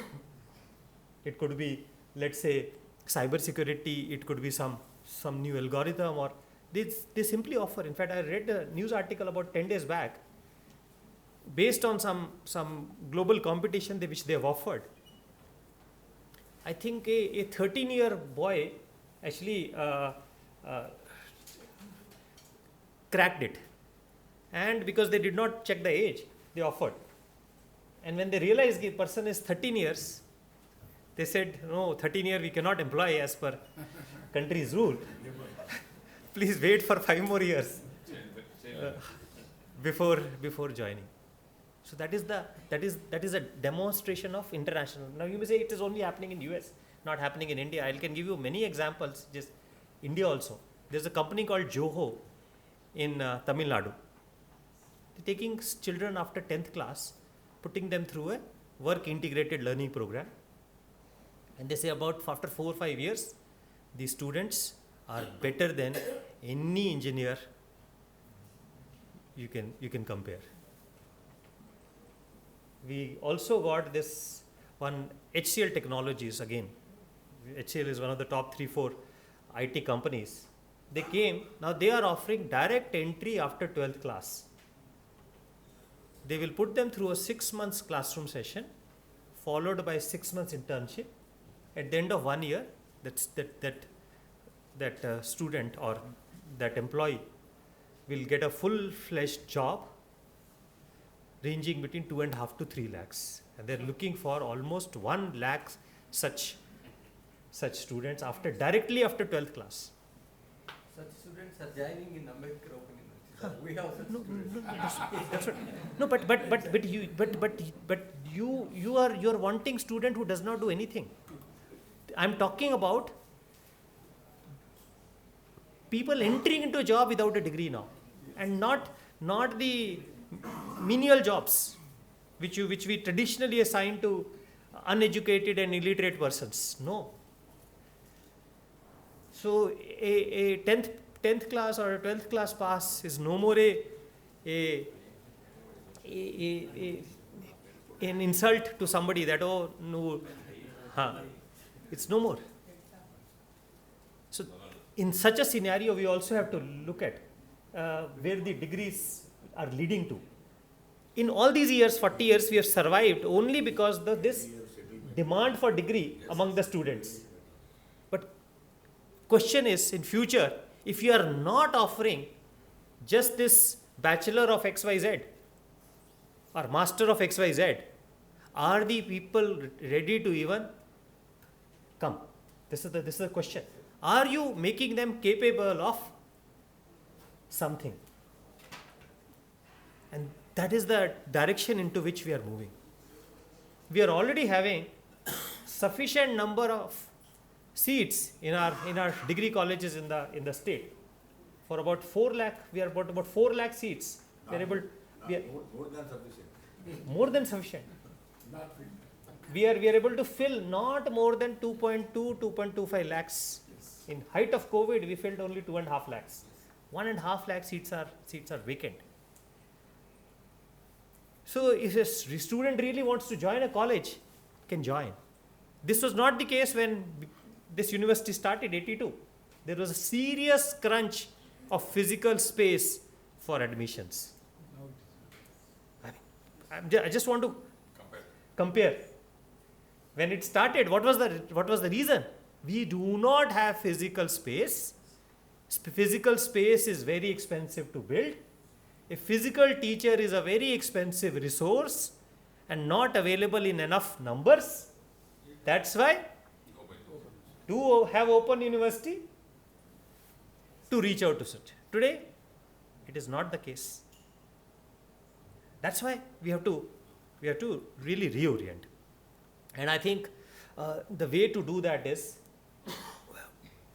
few things. One, use digital means. Now, reading a book is not sufficient. The reason is student has got information on his fingertips. Student wants to see a video, you mentioned. The amount of information you'll get in a video is much more than what you will, and much more interesting and much more retainable than you will get into books. In fact, the way 100 years back, in the only storehouse of information was library or physical book. Today we have moved away from that. Today it's the digital content. So as a university, we also have to transform our material into digital form, and in fact more into the 4-quadrant method, which is now being now the benchmark for you call it MOOCs or for online learning, because MOOCs word itself is now undergoing a change. It need not be massive anymore.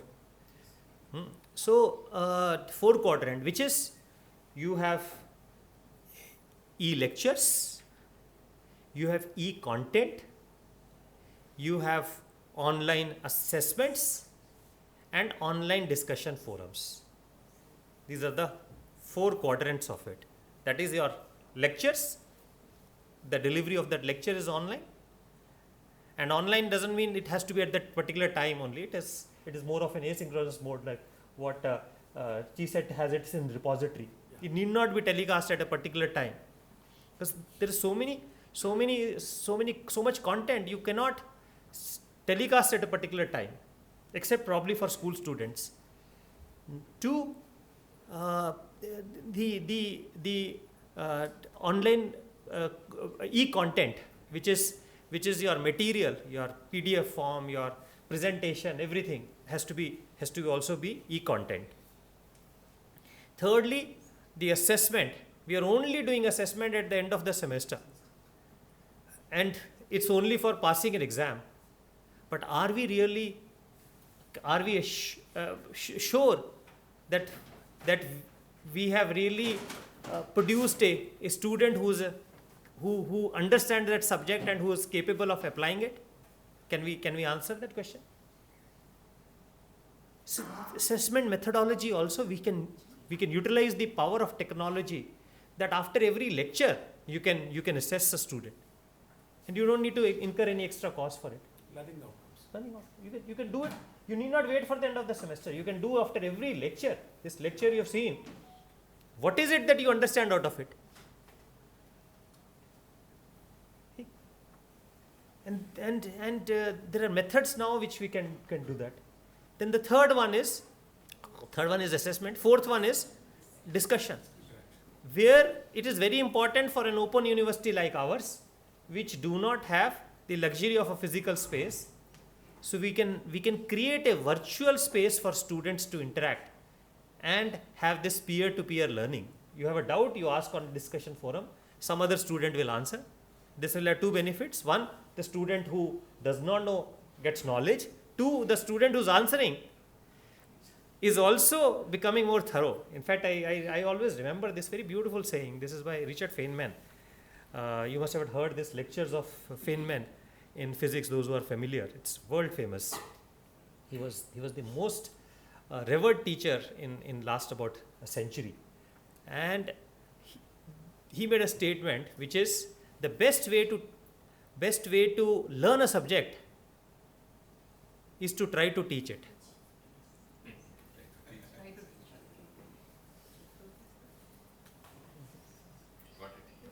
That's the best way.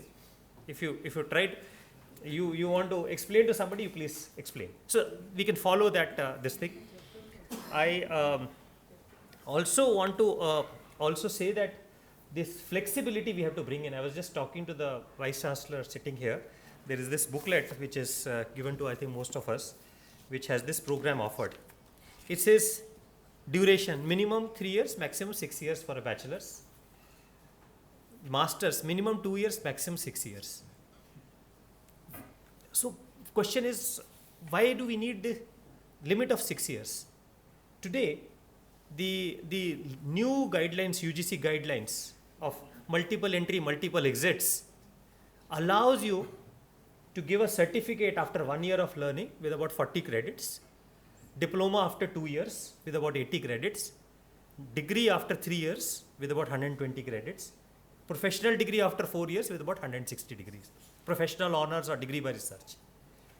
We can immediately adopt this system, that once a student gets 40 credits, give them a certificate. And after a certificate, student goes into the next level. After 40 years, give him or her a diploma. After you get a diploma, third year, get a degree. And the time limit which is now prescribed is that to get a certificate, diploma or a degree, you must accumulate these credits in a window of 5 years. So it's like a moving window of 5 years.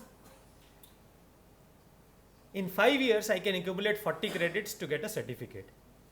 If I get into 6th year, my first year will drop and my 2nd to 6th year will start. If I don't accumulate, my 2nd year will go, 3rd to 7th year, I will accumulate.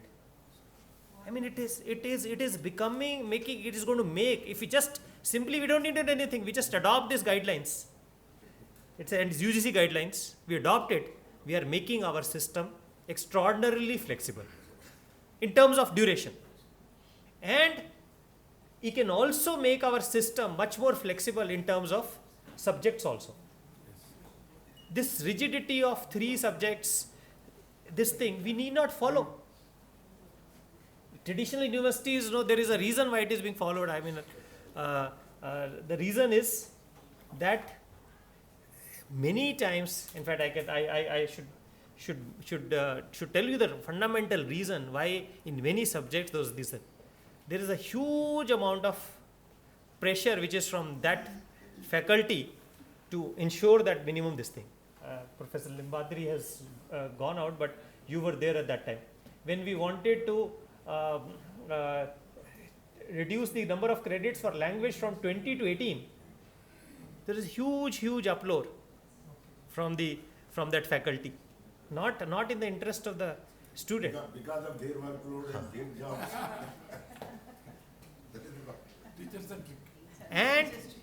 And when we looked at the syllabus of languages, most of the syllabus of languages was that literature. I'm not going to underestimate the importance of literature. But do you think a science student doing graduation needs to study literature or communication?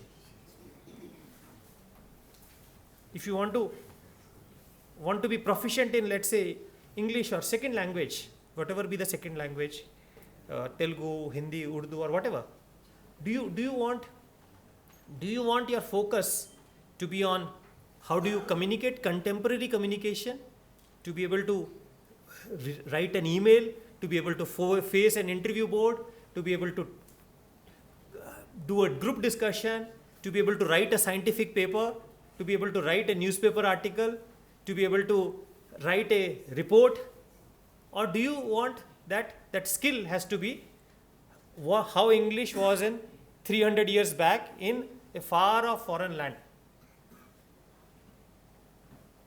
I mean, I think if we don't answer this question simply, we are sadly out of sync with the times. We have to produce our students to do well today's times. You want to study literature, you can study literature as a subject, and in much more depth than would otherwise be possible. Not underestimating, but let it be a subject as physics, chemistry, or commerce, or history, or political sciences, but not put every student through that, which is just a formality. You just need to pass it. What is it that you are taking away which will help you? So when we shifted the syllabus to more of a communication, there was opposition. No, see, we have seen that fixed system. Yes. Age-old Yes. British fixed So it's also important that we bring in flexibility into our system and student choices. Why do you want to follow this fixed 3 subject and 2 language system? What is so great about it? Isn't it? I should be able to choose. If I am studying BSc, I think some course in history or course in economics will help. Allow me to choose. In fact, you can actually follow a straight away as an open university a menu approach. That these are my subject buckets. Why buckets? Because for the ease of exams. If you can have an unlimited number of days for exam, then every subject can be on a different day. But just because you cannot have exams forever, you need to have fixed number of days for exams. You can probably have exam brackets which decide that which particular course means that 4 credit, 5 credit course, because course also means many other things, but I am telling from international course. That 4 credit, 5 credit course can be in multiple buckets, and I should be able to choose anything. and you can give me my degree or certificate or diploma based on what my combinations I have chosen. You can probably put a restriction that if you want to do a science, minimum this many credits must be there. You can do that. I am not saying no, but idea is to become more and more flexible and use that power of the third letter which is shown here, because we are already open. I am not saying we need to do that, but distance also. OD we are already meeting because of the power of the thinkers 40 years back, but now we have to adopt this second D and F and L also, because whether doing this is actually translating into some learning or it is just a formality that you pass in the exam and accumulate this credit, I will give you a degree. This is the question which I am asking. It's a question which probably most of us know the answer, but probably Papi Reddy Garu was brave enough to make a statement that it is not resulting in anything. I would not make such a statement. It may be, but it is not adequately leading to learning. Ultimately, it has to result in some learning rather than simple formality of passing that particular course and passing X number of courses to get a degree. If this focus does not change, we'll solely find ourselves to be irrelevant, because students will go where it will be relevant, and today it is a competitive world. Just like there is competition for physical space now, physical students, 4 lakh seats, colleges are competing for 2 lakh, 2.2 lakh students. You will find that online education is also being offered by so many players that if you don't offer some outcomes in learning, you can call it outcome based education or outcome based learning, unless until we offer outcomes, we will not be relevant and will be eroded out of the market.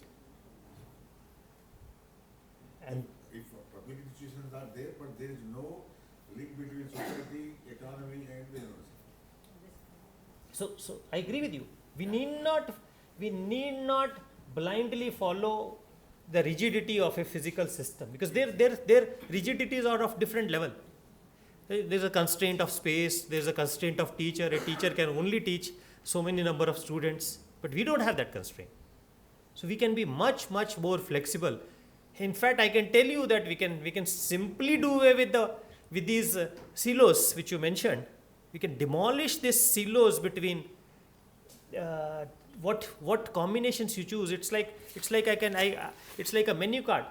I have these courses on offer in these 5, 6, 10 buckets. That is when the exam is going to be, because I can't be choosing 2 subjects where exam is on the same time. And I should be able to build my degree. Why not? Isn't it? Why do you want me to constrain between history, economics, political science only, and physics, chemistry, maths only? And seriously. And to great extent, we have answered this question in our physical world with the help of Professor Papi Reddy Garu and Professor Limbadri Garu. In fact, I must acknowledge the contribution of both of them, and especially Professor Limbadri, because we worked very closely in DOST. We have divided these subjects into 4 buckets and given flexibility to the students to choose. And I can tell you the student choices have multiplied. I'll give you an example of Begumpet Women College. Till 2019, before we introduced, the number of combinations which students could choose was only 11. And I yesterday went there because NAC team is visiting. Today they are offering 53 subject combinations. Just by demolishing this. Subject barriers. Demolishing subject barriers. We have also not moved into fully a course-based system, but You can be the leading light. The way you have been the leading light for the country in open education, you can be in a leading light for the state of Telangana and for maybe other states. In Sir, we did it 40 years back, sir. From the beginning, Yeah. this university is offering flexible kind of courses, where, as you said, we have 2 buckets, 1 course plus 2 courses. 2 courses can be taken from you are talking about subjects, not courses. So, courses also we have. physics, chemistry. Yes, subjects. So that is subjects. What we say is courses. So that's what I say. Courses means different things in different Now language. we are doing it in. So courses internationally there is course, subject, program. So course is a 4 credit microeconomics 102 or 101 or whatever 103, whatever you call it. 4 credits or 5 credits, that's a course. Subject is economics or physics or chemistry is a subject, and program is BA, BCom, BSc is a program. So this is so what I'm trying to say is complete flexibility in courses. I can choose a history course, I can choose economics, I can choose political science, I can choose maths, I can choose statistics. Interesting courses. I built my degree. In restaurant you go, he gives you menu, starters, drinks, main course, rotis, fulkas, isn't it? Desserts, like that I'm saying. So bucket 1, you choose any one of the. Bucket 2, you choose any one. Bucket 3, you choose any one. You can have. We are having 4 because of constraint of timing, because a college is functioning for 6 hours. So 2 hours goes for languages. We are left with 4 hours, and then that's why we have fixed 4. We could have done 5 or 6 also, but there was a reason why we went for. But you don't have that constraint. You can go for 5, 6, 7, 8, 9, 10 maybe. And student chooses and builds his degree. Why not? Isn't it? No, that's what I'm saying. We'll discuss. No, the constraint can only be that if I'm choosing a higher course, I need some understanding of a basic course. So you can have those constraints. Yes. That's probably the only constraint, that you cannot do advanced microeconomics until you've done basic microeconomics. Those constraints can be there, that I can't choose this course until I've done the basics of that course. That's okay, and leave it also to the wisdom of the student also. A student will not choose a advanced course until he or she has some basics. So it's like the wisdom of the students can also be relied upon in that regard. Ultimately, he or she is making his life and making his career.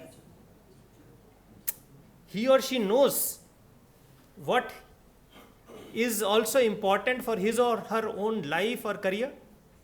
We cannot be the only judges that, to succeed in life, are we so smart enough that we know fully well that this is the right recipe for every student?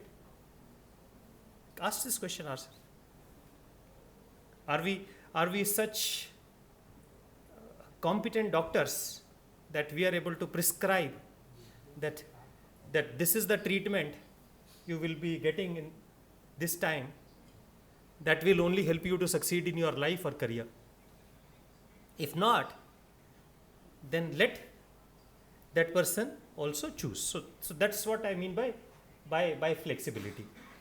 And finally, I also want to take up just one point, which is about these skilling programs. Increasingly, work integrated learning is becoming more and more important, and this university has had the distinction of having many courses which were work integrated learning. I think with Dr. Reddy's you had, isn't it, earlier? So these are called work integrated learning, where a student is working somewhere in some environment. What is it that is required for that student collaboratively prepared and customized for a learning environment. And I think there is no competition today. A physical university or a physical college is not giving that competition, and that's where we can really leverage our strength in building more and more work integrated learning programs, wherein you provide additional knowledge and skill which is required in a particular person who's already working. I'm not talking about now people who are not working, but people who are working and who are wanting to have a career in that sector for maybe their advancement, their further promotion in that. So there are immense possibilities, but in order to utilize those possibilities, we have to be also, the first word, open ourselves, open to new ideas, new thinking. I'm not saying what I'm telling you is the perfect thing. I'm not. I'm just giving you some ideas which I thought fit. Being in this sector for some decent time and being in this university for some time in the EC, and also interacting with multiple thought processes which I come across in various forums, I thought I should share some of my thoughts with you. But ultimately, we have to collectively think of what are the right solutions, one, and two, at what pace are we going to adopt them. Because everything we can't do in one go. Obviously, if you tell, entire e-content we have to develop in 6 months, it is probably not possible. It will take time, and every possible program also we cannot bring in one day. We need to do, but we need to have a very clear picture of which direction we are heading when we are celebrating our 40 years of existence, to be relevant for next 40 years, even for next 20 years, because transformation is so fast that 40 years is probably a too long a time to plan today. If we can plan for next 20 years to be relevant, would be good enough for us, and then we can keep updating. With these few words, I thank you for inviting and giving me this opportunity to share some of the thought process. And I think this symposium can be a very crucial step in transformation of the university into a futuristic university. Thank you. A wonderful analysis of the issue, which is suitable and fitting to the context. Very clearly, we have enjoyed your analysis and presentation. How best we can collectively think of our sustainable future, at least for 20 years. So I also feel that this is, I belong to third generation of Vice Chancellors of this university. The founder Vice Chancellor is our Professor Ram Reddy at that time. Then after 16 years, Professor V.S. Prasad has come, and again after 16 years, I came. So ODFL 3.0 in our university. It's like about 16 to 20 years. Yeah, exactly. The first phase, the second phase. Now we are. So in that way, really your analysis and presentation made us to think collectively, reimagine about our institution to have a very sustainable future, sir. Thank you once again.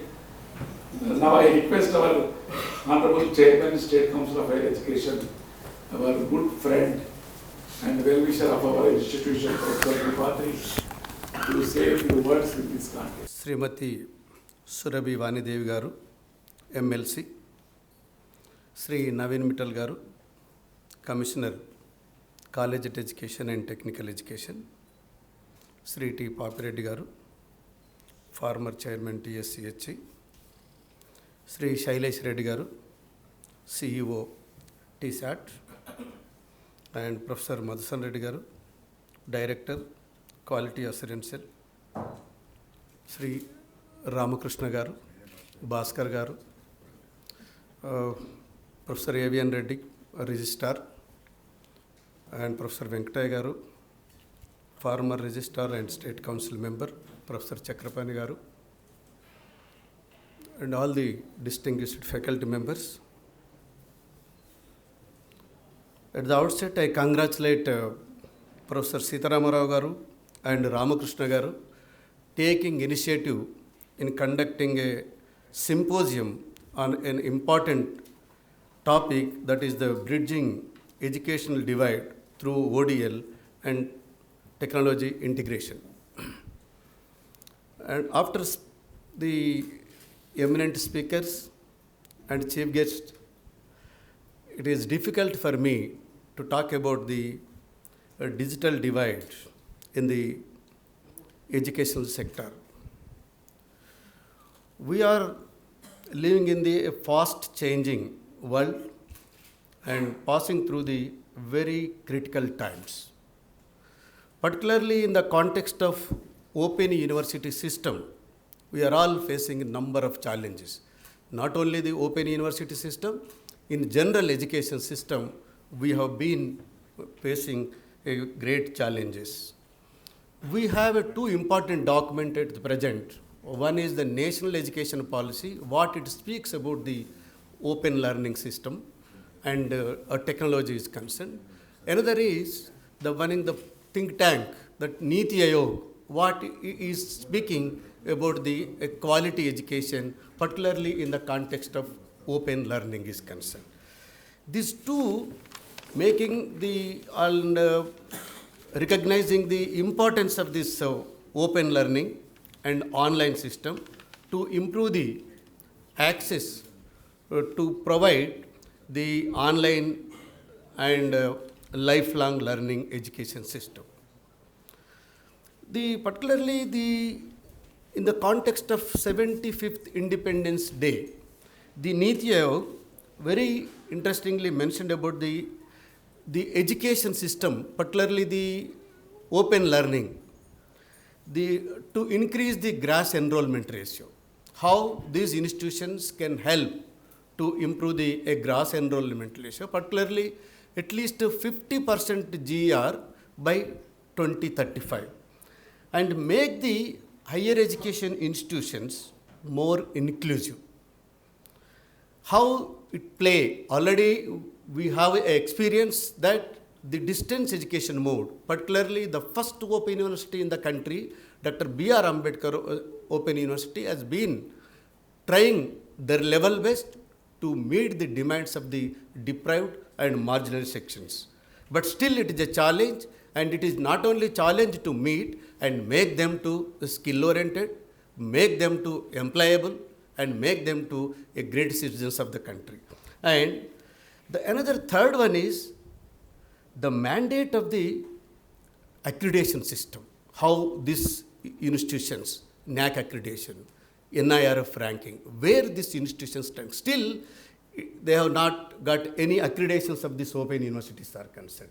Now, first time, the Ambedkar Open University is going for the NAC accreditation. This is the one of the mandate for that. And establishment of the environment for the research and innovations, where these institutions are working for establishment of a research, how much of component, how much of budget we are allocating for the research, how we making the open distance learners to involve in innovative process. They may be good in their own way, in their own life, in their own experience, but how we are connecting into the academic institutions, how your academic inputs, your theoretical teaching is making them to become more innovative. That is a big challenge for them, and improving the employability for the students. These are two documents, one the National Education Policy and the Niti Aayog focusing on this, and this National Education Policy also focusing on the technology, using for the establishment of a independent, autonomous technology center to cater the needs of the students and the faculties concerned. We are all aware that basically the university is the universal access for education. This is the purpose, how we can meet to provide access to everybody in the world, everybody in the country, everybody in the center. Do we have any study where we have the lacking? Where we have a difficulty to meeting a ladies, women who are dropouts or who are illiterates and who have the skills, and how best we can meet? We have any policy or a study on the marginalized sections? There are number of youth, as the previous speaker said, we have 32 crores population. In Telangana also a very good number of population. So how we can meet to provide access to them come into the mainstream education or the distance mode education?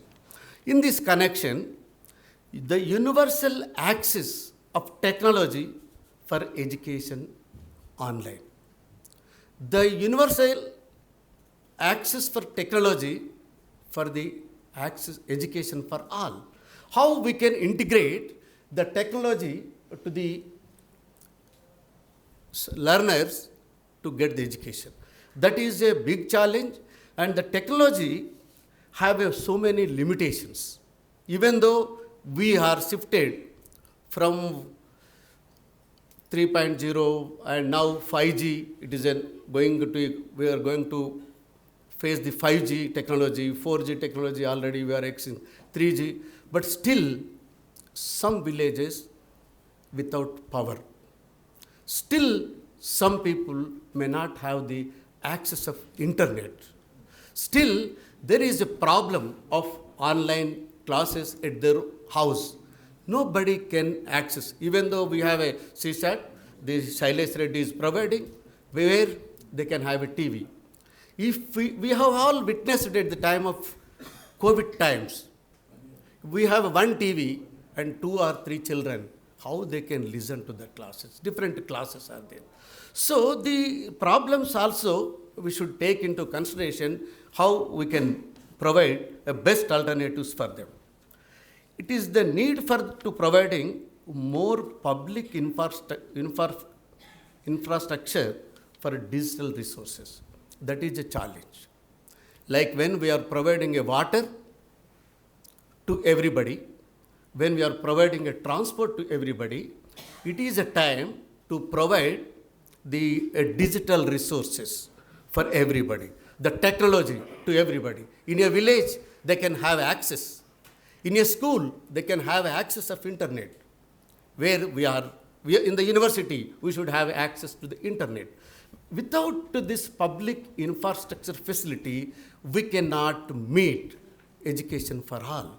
The basic purpose of this open university to meet the education for all. Not those who have education, that is a different story. But it is a purpose to education for all. It is not only to the education age students, it is discontinued for students also. Those who want to improve their skills in employees also, they can make use of this education facility. So it is have a multi-purpose, not only for employment, not only for the credit of degrees, it is have a different purpose. So to meet that purpose, the integration of technology should be a public infrastructure, then only that will serve the purpose online education is concerned. The second important point I want to mention here is that the students should be made aware of the important features of the pedagogy of ODL. What is this pedagogy we have? It should not be like a regular classroom, physical classroom. It should be a different one. So far what we are doing, the same syllabus, the syllabus of political science or a physics or a botany, which we are making in the universities and the colleges, it applies to them. The methodology, the periods, the same thing. The credits also, I think the same credits what we are in the regulars. That should not be the same. The students in the distance mode should have a different one. That may be the content should change. The methodology, the more important is the methodology. Which methodology we are following in the distance mode. That should not be the same methodology of a conventional university. The regular mode universities are concerned. This is my second concern about the distance education or open education system is concerned. The third one is the quality of digital and online resources is a very, very important. The quality, how we provide the quality material to them in the online or a digital platform where they can learn.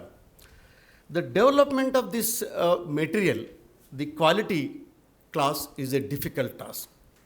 Here, the student may be a different forum. As Naveen Mittal sir said, some people may be very speed, some people may be very slow. Can we have a study skill program for them? How to study? And what is the method, the way of studying? Sir, very.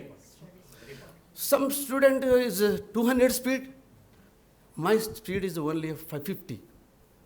My speed is a very 50. So how we can make the study skills for the students? This is a very big challenge. Without making this attempt, whatever we provide, that may not reach to them. The study skill is the one. And it is because it is self-learning one. When we have a physical teacher, that is a different one. Your material, your videos should sufficient for them to get a comprehensive knowledge of your subject or your content, what you are going to provide. So that's why the study skills are also important. We should create the confidence among them.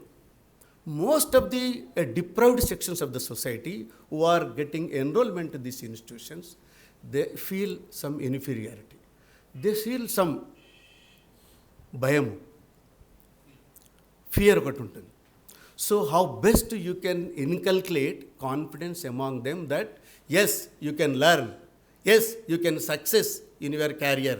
You are nowhere inferior to anybody in the world. You come down into this university, we will make you a great person and you will make you a prime minister of this country. We will make you IAS officer. You already made some successful stories. We know some people's successful stories, IAS, IRS, so many people are there. But still you have to reach into the mass levels because it is open to all. So we have to develop that one because most of them are rural people. Most of them are marginalized sections. So we have to develop a target-oriented programs to make them to more inclusive and success in their career is concerned. So this is the universal access for education is one of them. As sir said, now we have, it is not 1980s or 70s. In the distance education mode, I have a little experience in Usman University. When I was in the distance education, 10,000 students were enrolled in MCOM, 10,000 for MSc Mathematics. Now it come down to 1,000, 2,000. So now we have a regular, what you said, number of colleges, number of universities, not only the public universities, which is working for the public good, now we have a private players. They are more aggressive and they are market-driven forces. They can catch where the people are there and how much they can pay and what type of service they can give. So that's why this is a high time, as our successive speaker said, that this is the first open university, and also we can make a bigger platform, a digital platform, common platform to provide a quality education integrating with all the sectors to meet the demands of the society. I can say in the flexibility, we are best in the country. I can say, the commissioners are also said, in the flexibility of education system, the 4 buckets, not only the buckets, even future PG courses also, we have been making all attempts to accommodate the aspirations of the students to meet their demands. Now a doctor is applying for MA Political Science, a lawyer is applying for Political Science, and an engineer is applying for a Political Science or a Public Administration. Number of changes taking place, and we are there to provide as many possible things for facilitating of this thing. And I also want to mention in this occasion that if the Dr. B.R. Ambedkar Open University come forward, we are ready to facilitate to provide the common digital platform for the entire Telangana state to provide access to education, integrating all the things are concerned. With these few words, I thank the organizers for giving me this also. Now, one more speaker is here, and he is also very actively engaged himself in integrating technology through TSAT system, so not only to school education students and also to higher education students. And he happened to be our honorable EC member. Now I request Sri Shailesh Reddy, CEO of TSAT, to say a few words. Mr. S. Ramakrishna for inviting me to this program and asking me to speak. In fact, speaking or being the last speaker is a very difficult task. It has very difficult things to be executed. One is to make the audience who are already sleepy or who are very hungry just to go and have lunch. So to hold their hunger pangs for some time and then may hold their hunger for some time and then continue speaking. And the other difficult task is to speak in itself, because it has, I can escape by saying two things. First thing is, I can say that whatever I wanted to speak, earlier people spoke, so I don't have anything to speak, cut short my speech and then get away. That's the advantage. And the disadvantage is that you will be not invited for the next meeting like this because he has nothing to speak, therefore he will not be called. Nevertheless, I won't take much of your time. I would like to stress on few points that I was thinking over a period of time ever since the COVID has happened. And before that, I would like to give a note of thanks, not vote of thanks, note of thanks to the Honorable Chairman for the Telangana State Finance Commission, Professor Vinod Kumar garu, Honda Professor Vinod Kumar, and Madam Vanidevi garu for speaking some kind words about TSAT and the way the TSAT has been helping the students in improving their skills or listening or accessing education. In fact, as the Dr. B.R. Ambedkar Open University has a visionary who has started this university, Dr. Professor G. Ram Reddy. So the TSAT project also has a visionary who has started this project, and in fact with a vision. Nobody, when he thought of this project in 1992-93, 2002-2003, Professor Dr. APJ Abdul Kalam, I can't call him professor because I'm the university, everyone is professor for me. So Dr. APJ Abdul Kalam, when he thought of this kind of program, nobody thought that, this man is mad scientist, he thinks about satellites, and now he has thought a satellite for education also, so he always thinks about satellite, and I don't know how it succeeds. But 25 years later, you are now seeing what is the utility of that kind of network that was thought over by Professor APJ Abdul Kalam. In fact, this network was neglected for over a period of 15 years, till 2015 or 2016, when I would say, I don't know whether some of you might disagree, but there has to be a vision. And I have a minister who has a vision, Sri K.T. Ramarao, who thought in 2015 itself, when nobody was ever thinking of a kind of pandemic kind of thing coming, keeping us all at homes, locking down at homes, locking down the schools, locking down all the educational institutions. But yes, yet there can be access to education. So that was the vision that he had. In 2015, Professor Chakrapani also knows this. He had a vision. He thought when he first came here to this facility, he said, this is such a kind of beautiful facility, that's a kind of technology we have. Why aren't we utilizing this? Why are we underutilizing this? So then he thought we need someone who can use the technology and get the best out of this. So that is when I joined, and since 2016 we started our programs, or we started expanding this, or we started using the TSAT facility to the fullest capability. And now 2019 to December or 2020 January, we know where we were. Suddenly there was a lockdown. Institutions closed, universities closed, teachers were at home, children were at home, children were not in a mood, were not allowed to go out to play also in the first lockdown. Everybody was locked at home, and there were zero learning facilities available. Thanks to TSAT, it is at that point in time that the work we started in 2016, in a situation like this, we could get education, some kind of education for the school children at their homes, delivered at their homes. In fact, the first lockdown, the social welfare residential educational institutions, they did not lock down. In fact, lockdown in the sense the hostels were locked down, the schools were locked down, children were at homes. But the teachers of the social welfare residential educational institutions, they were coming to TSAT every day, taking the live classes.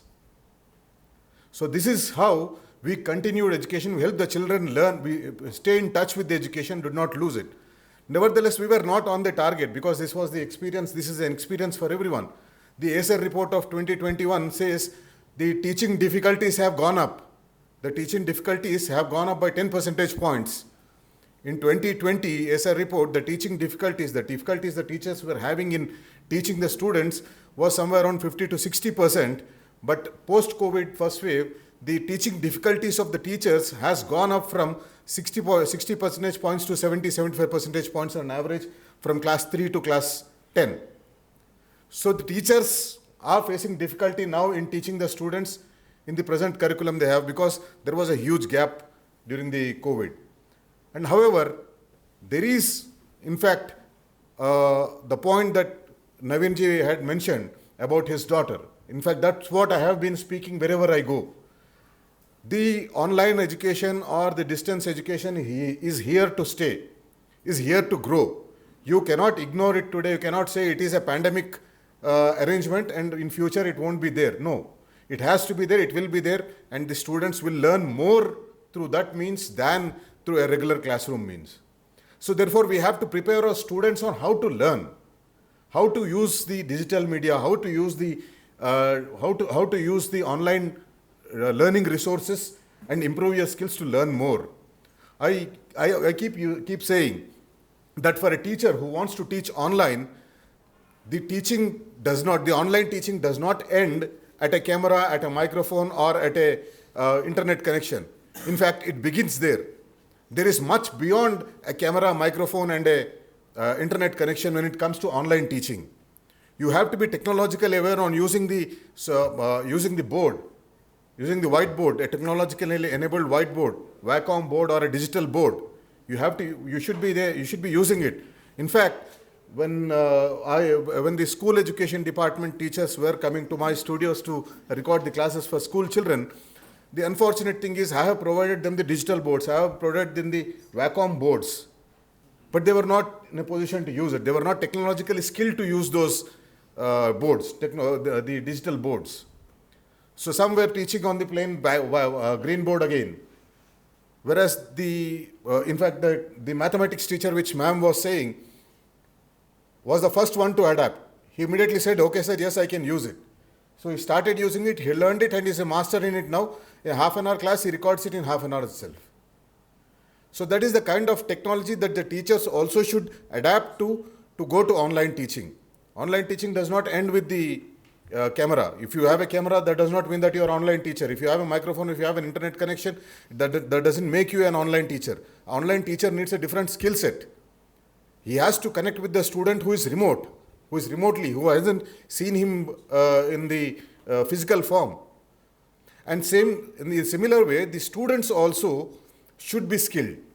For them, the online education doesn't end with a tab, with an earphone, or with an internet connection. It actually begins there. You have to train them, you have to upskill them, you have to tell them how to access the online education, how to understand the online class, how to access additional online classes after this class, additional material and things like that. So this is where the technology has to intervene. The professors, the brains here, the brains in the field of education here have to think about what Professor Limbadri said, how to improve the skills, learning skills of the students who are accessing online education. Similarly, the professors here also should think about how to increase the skills of the teachers to adapt to online teaching so that they can reach to more and more people in an effective manner. So this is what I have to say. This is all I have to say. Thank you, Ramakrishna, for giving me this opportunity. Thank you, Professor Sitaram Rao and all the professors of this university and the staff of this university. Thank you so much. Shailesh, really you have added a new dimension to the whole discussion. How best the satellite technology TSAT. In fact, TSAT is our partner with BRAOU University. We are traveling together in importing education through distance mode, especially through TSAT channels.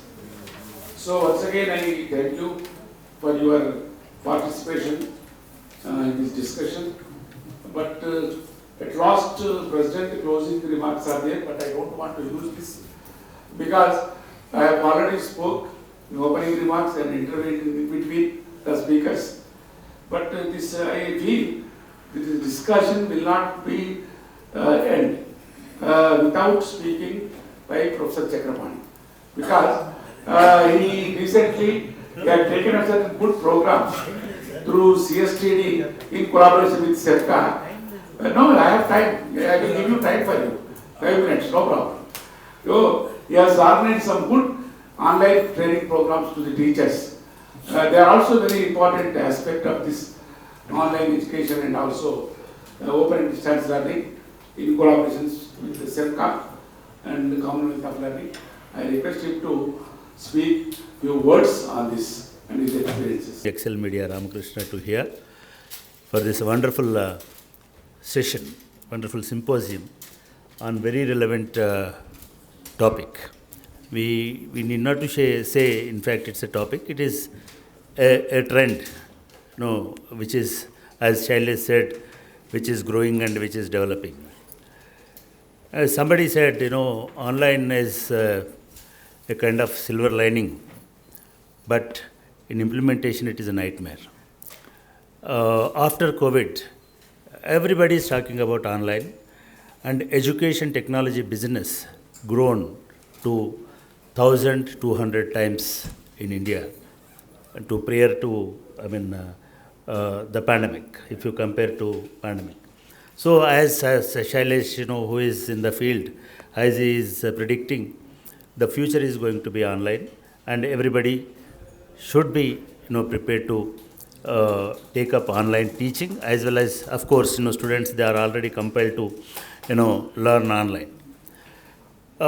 Very few observations after listening to the speakers, because, earlier we thought, where this symposium lead us, what is the purpose exactly, and how it will work out, and where we land up after, But now, after listening to the eminent speakers, particularly very revolutionary IAS officer in the field of education, Naveen Mittalji's, proposals, and they are very dynamic, of course, and they are very. Why we are a little bit hesitant about, to take up them directly, because if somebody would like to take, one is from commerce, one course is from accounting, and one course biology, one course sociology, and one course Telugu literature. Which degree would we have to award to him? Whether he is a BA or BCom or BSc. So that's why, as of now, sir, what we are doing is majority course. Core courses, core programs. Program, as you said, yes, BA program, and core subjects, from arts or social sciences or commerce or sciences. 2 subjects they can take, from here. As you said, our skill development courses and other courses, those who we have already implemented in our CBCS, anybody can take up. Suppose mobile repairing is there, arts person can take, and science or commerce or BA, become BS, anybody can take up that kind of course. Similarly, some language courses also can be offered, as you said. So we are expecting you, and of course you are the guiding force to our State Council of Higher Education also, to design and to guide all the universities, as we have a national education policy. And of course, fortunately or unfortunately, that policy is not yet approved by our state and the State Council of Higher Education. But to guide state level institutions, we need to have a new kind of policy in this context, particularly this kind of crisis context. The second observation is, and today everybody is, I think, focused on brighter side of the technology and leaving darker side of divide, aloof. In fact, in Indian education system, As of now, we are struggling with 27% of GRE, and we have a big task to reach 50% of GRE, at par with China, not with America 80% GRE in next 10 years or so. It's a very, very big task. Until and unless we have to bridge the gap of educational divide. I think most of the speakers, and generally what we, after seeing the invitation of Ramakrishna, even we too felt, they will talk about digital divide. In fact, it's not digital divide. It is resource divide, access divide, educational divide. If you look at the data, recent data of Government of India survey on higher education, you will find at least 10 different divides, 10 different gaps. You need to build at least 10 bridges across to fill the gaps.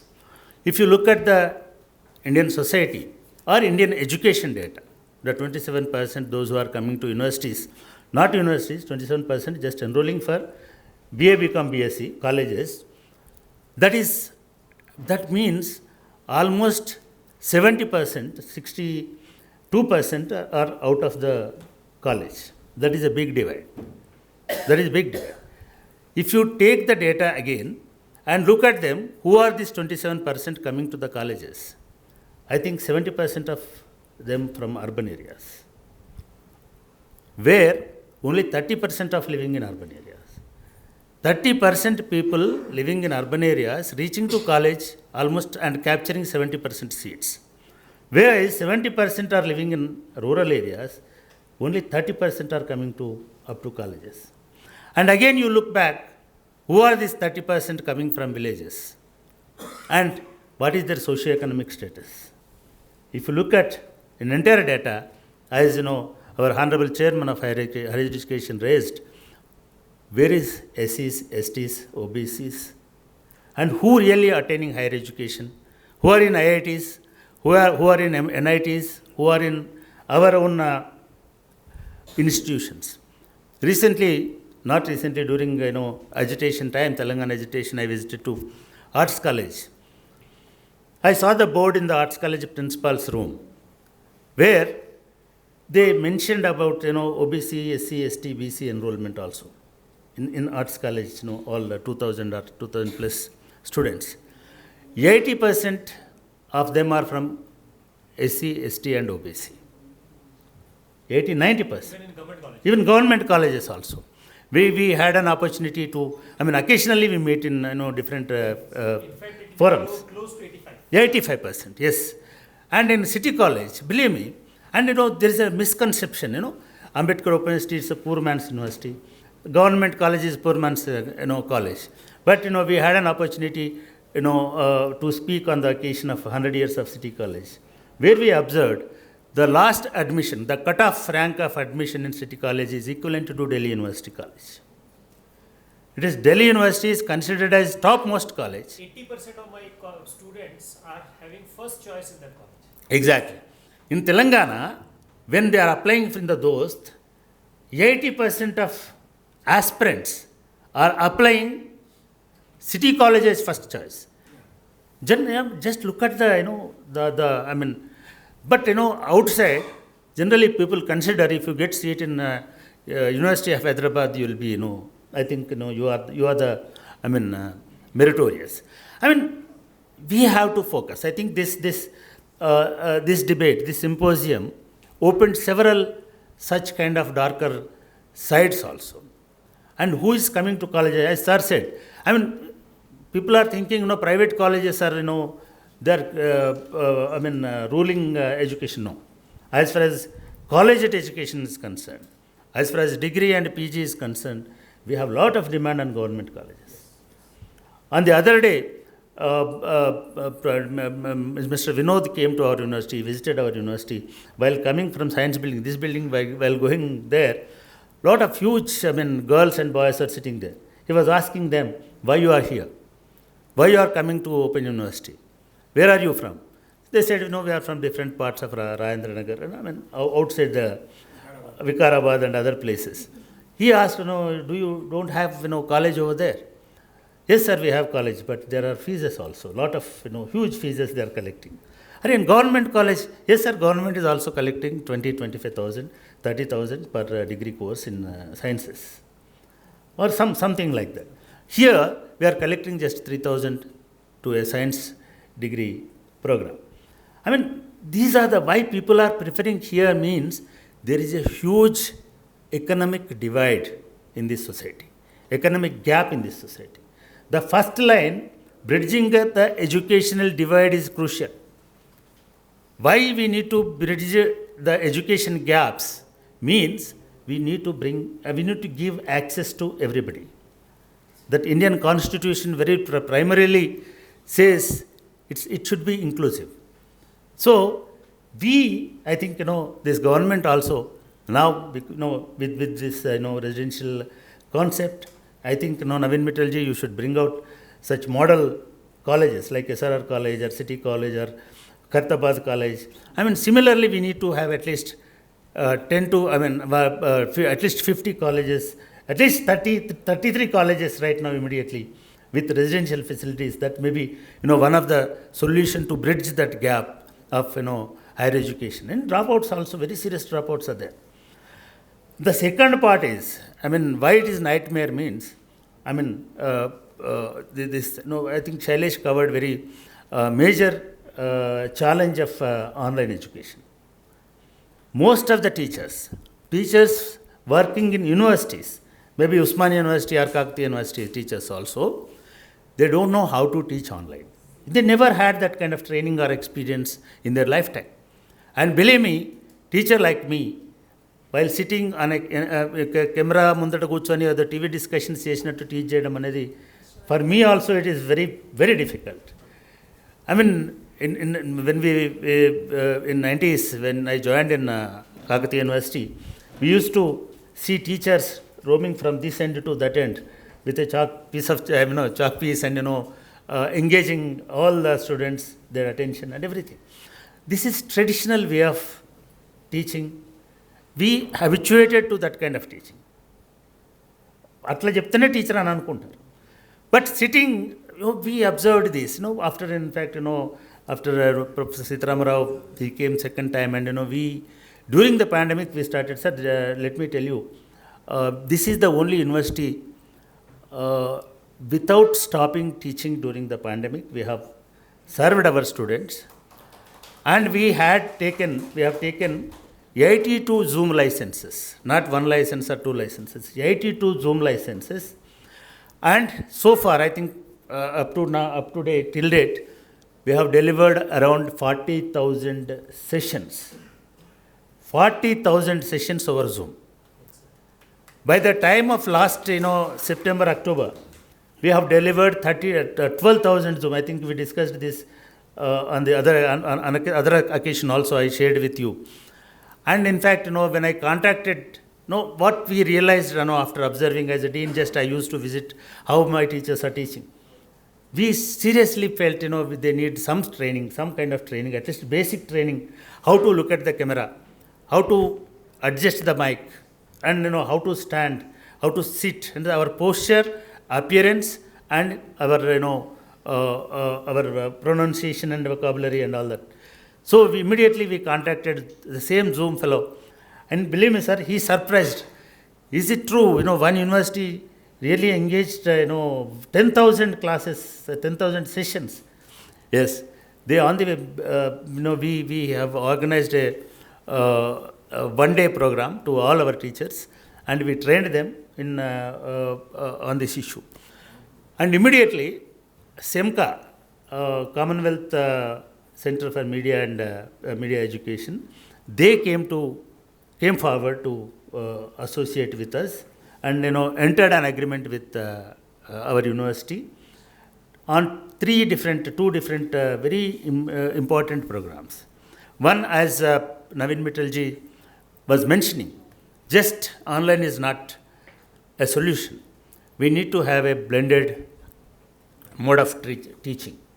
And UGC also proposed to have 60% online and 40% offline. So we can blend 60 and 40. For that, they asked us to train teachers of Andhra and Telangana, teachers of higher education, colleges and degree colleges and universities. In fact, we expected only Zoom, it is on Zoom. That means, 250 people.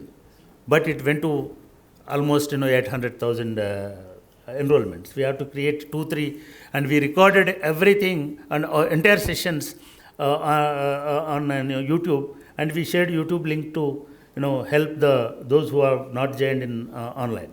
That is one program, sir. It is a grand success. You know that you are there. We also asked our college teachers to. And the second program is for all from KG to PG to train all the teachers working in different education institutions across the country on how to teach online and how to develop online course materials for SWAYAM. That is, in fact, it is a very, very huge success. About 2,800, roughly 3,000 teachers joined from all 18, 19 different states of India.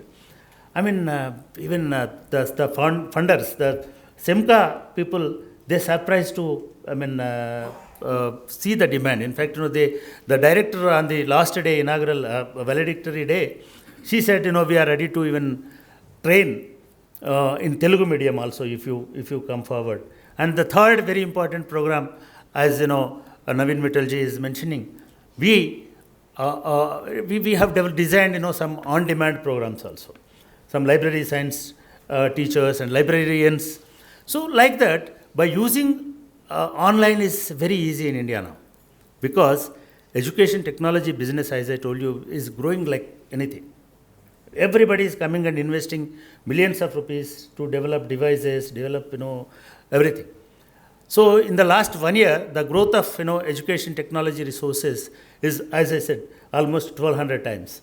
But whereas the takers, even sir, very surprisingly, recently, the Bombay-based, some private university, Ajim Premji Institute has conducted, university has conducted a survey very recently.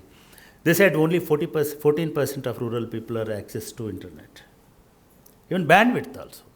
Even very poor bandwidth. In Hyderabad also, in this room we cannot, stream. This is the problem. The divide, the educational divide, the social divide is reflecting in digital access also. Very fortunately, our government, they initially designed to, like a water, to deliver free Wi-Fi to every household.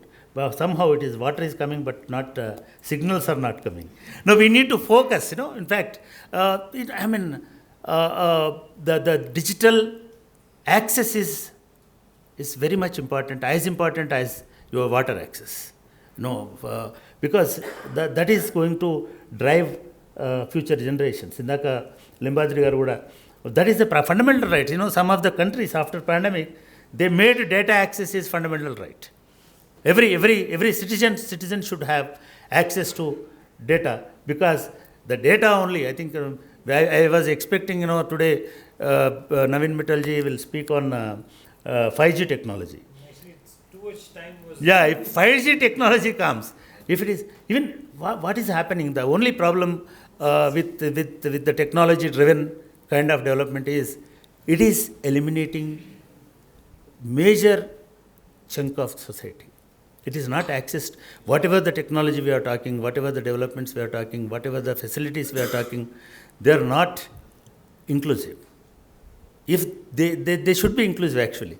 Inclusive కావాలంటే governments need to evolve new policies. Madam Vani garu ఉన్నారు, నేను వినోద్ గారు ఉంటారేమో అని అనుకున్నా. మనం చాలా schemes ఇస్తున్నాం, చాలా పాలసీస్ ఇస్తున్నాం. వద్దన్నోడికి రైతు బంధు ఇస్తున్నాం, లేదు ఇంకోటి ఇస్తున్నాం. Why can't we provide a smart TV panel? Just it costs 3,000 rupees, 5,000 rupees to every household. Why can't give a mobile phone to every... in Tamil Nadu, every political party is giving a laptop. Every political party during elections. No, let us take this as a big challenge, big divide.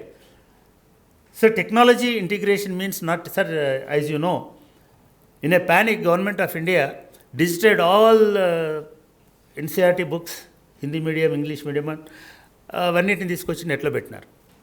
But in Hyderabad and in Telangana at least 60% graduation students are from Telugu medium. There is no Telugu digital letter online. There is no Telugu digital lesson online. I think State Council of Higher Education should come forward as he promised it just now, announced it just now. You please develop a digital platform where, that kind of material can be shared and accessed to everyone. And even that also not useful, and until and unless we have access of, until and unless we build infrastructure. ఆ infrastructure లేకపోతే digital divide అనేది కానీ లేదా education divide అనేది కానీ ఇది చేయడం సాధ్యం కాదు. At this juncture I'd like to mention this university is in forefront, sir. As you know, you are there, you witnessed it, and you are part of our team. And if we get a minimum support from State Council or State government, definitely we are ready. In fact, sir, this digital teaching methods, we have MOOC course with us. In fact, we plan to offer that course to all the school teachers, college teachers, degree college lecturers, free of cost. If government, with some minimum registration fee of 100 or 200 rupees. It is a MOOC course. On MOOC platform only we can offer that course. We can, if some support we get, we can translate entire course material, or we can redevelop a course in Telugu medium also to meet the needs of Telugu medium teachers, and in Urdu medium also to match Urdu medium teachers. And we have lot of resources, but we have no channel. And I think first we need to bridge, we need to bring that bridge to link college, university, this university to colleges, this university to schools, this university to other government platforms and forums. Thank you, sir. Thank you for coming over to this university. Thank you, Ramakrishna. Ramakrishna is is almost 4 decades old friend to me, and is really doing a wonderful job. I think this focus may lead us to a fruitful, integration of technology. Thank you very much. Thank you for giving this opportunity. Thank you very much. In fact, just a small comment I want to. This is what the NEP.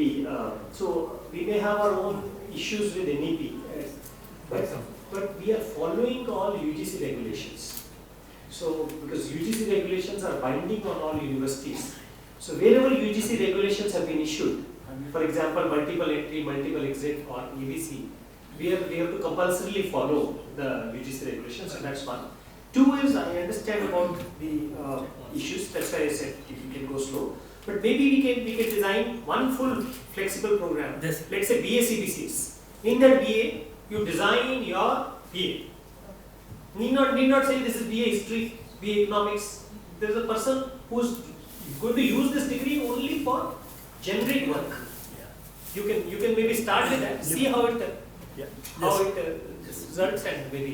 Yes, sir. Some of the private universities, I think recently they have developed a BA liberal arts program. Yes, so you can do that. Where it is BA liberal arts, that liberal arts student can take up language, science, technology, even Java or coding, Anything. and also history. Anything. I think if our Vice Chancellor permits, I think from next academy, not immediately, we need some preparation. No. You need not design a further this thing. You have your existing courses. Again depend upon our You- faculty, our departments, our departments. Sir, Papireddy garu, yeah, sir. You Yeah. Right. You need not devise any new course. You give the flexibility to that student to choose any course. But what you can do is Papireddy garu, as a Dean Faculty of Social Sciences, I'm requesting our Vice Chancellor to announce such kind of BA Liberal Arts program. Our two esteemed EC members are here. If they say yes, yeah, 3 EC members are there. Lala is also there. We are here. Just I'm responding to Honorable Secretary Garu. So we are here to start liberal arts program from immediate, with immediate effect. Thank you.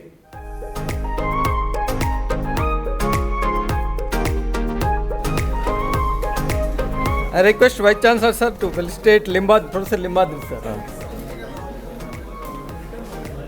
Sir, I request Vice Chancellor sir to felicitate Sri Naveen Mittal sir. I request our Honorable Vice Chancellor to felicitate Professor T. Papareddy garu.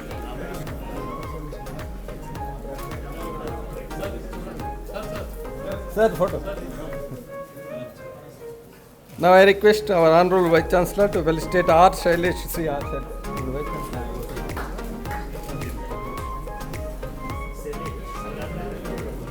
Sir, now I request Honorable Vice Chancellor to felicitate Ramakrishna Excel Media. Manjula.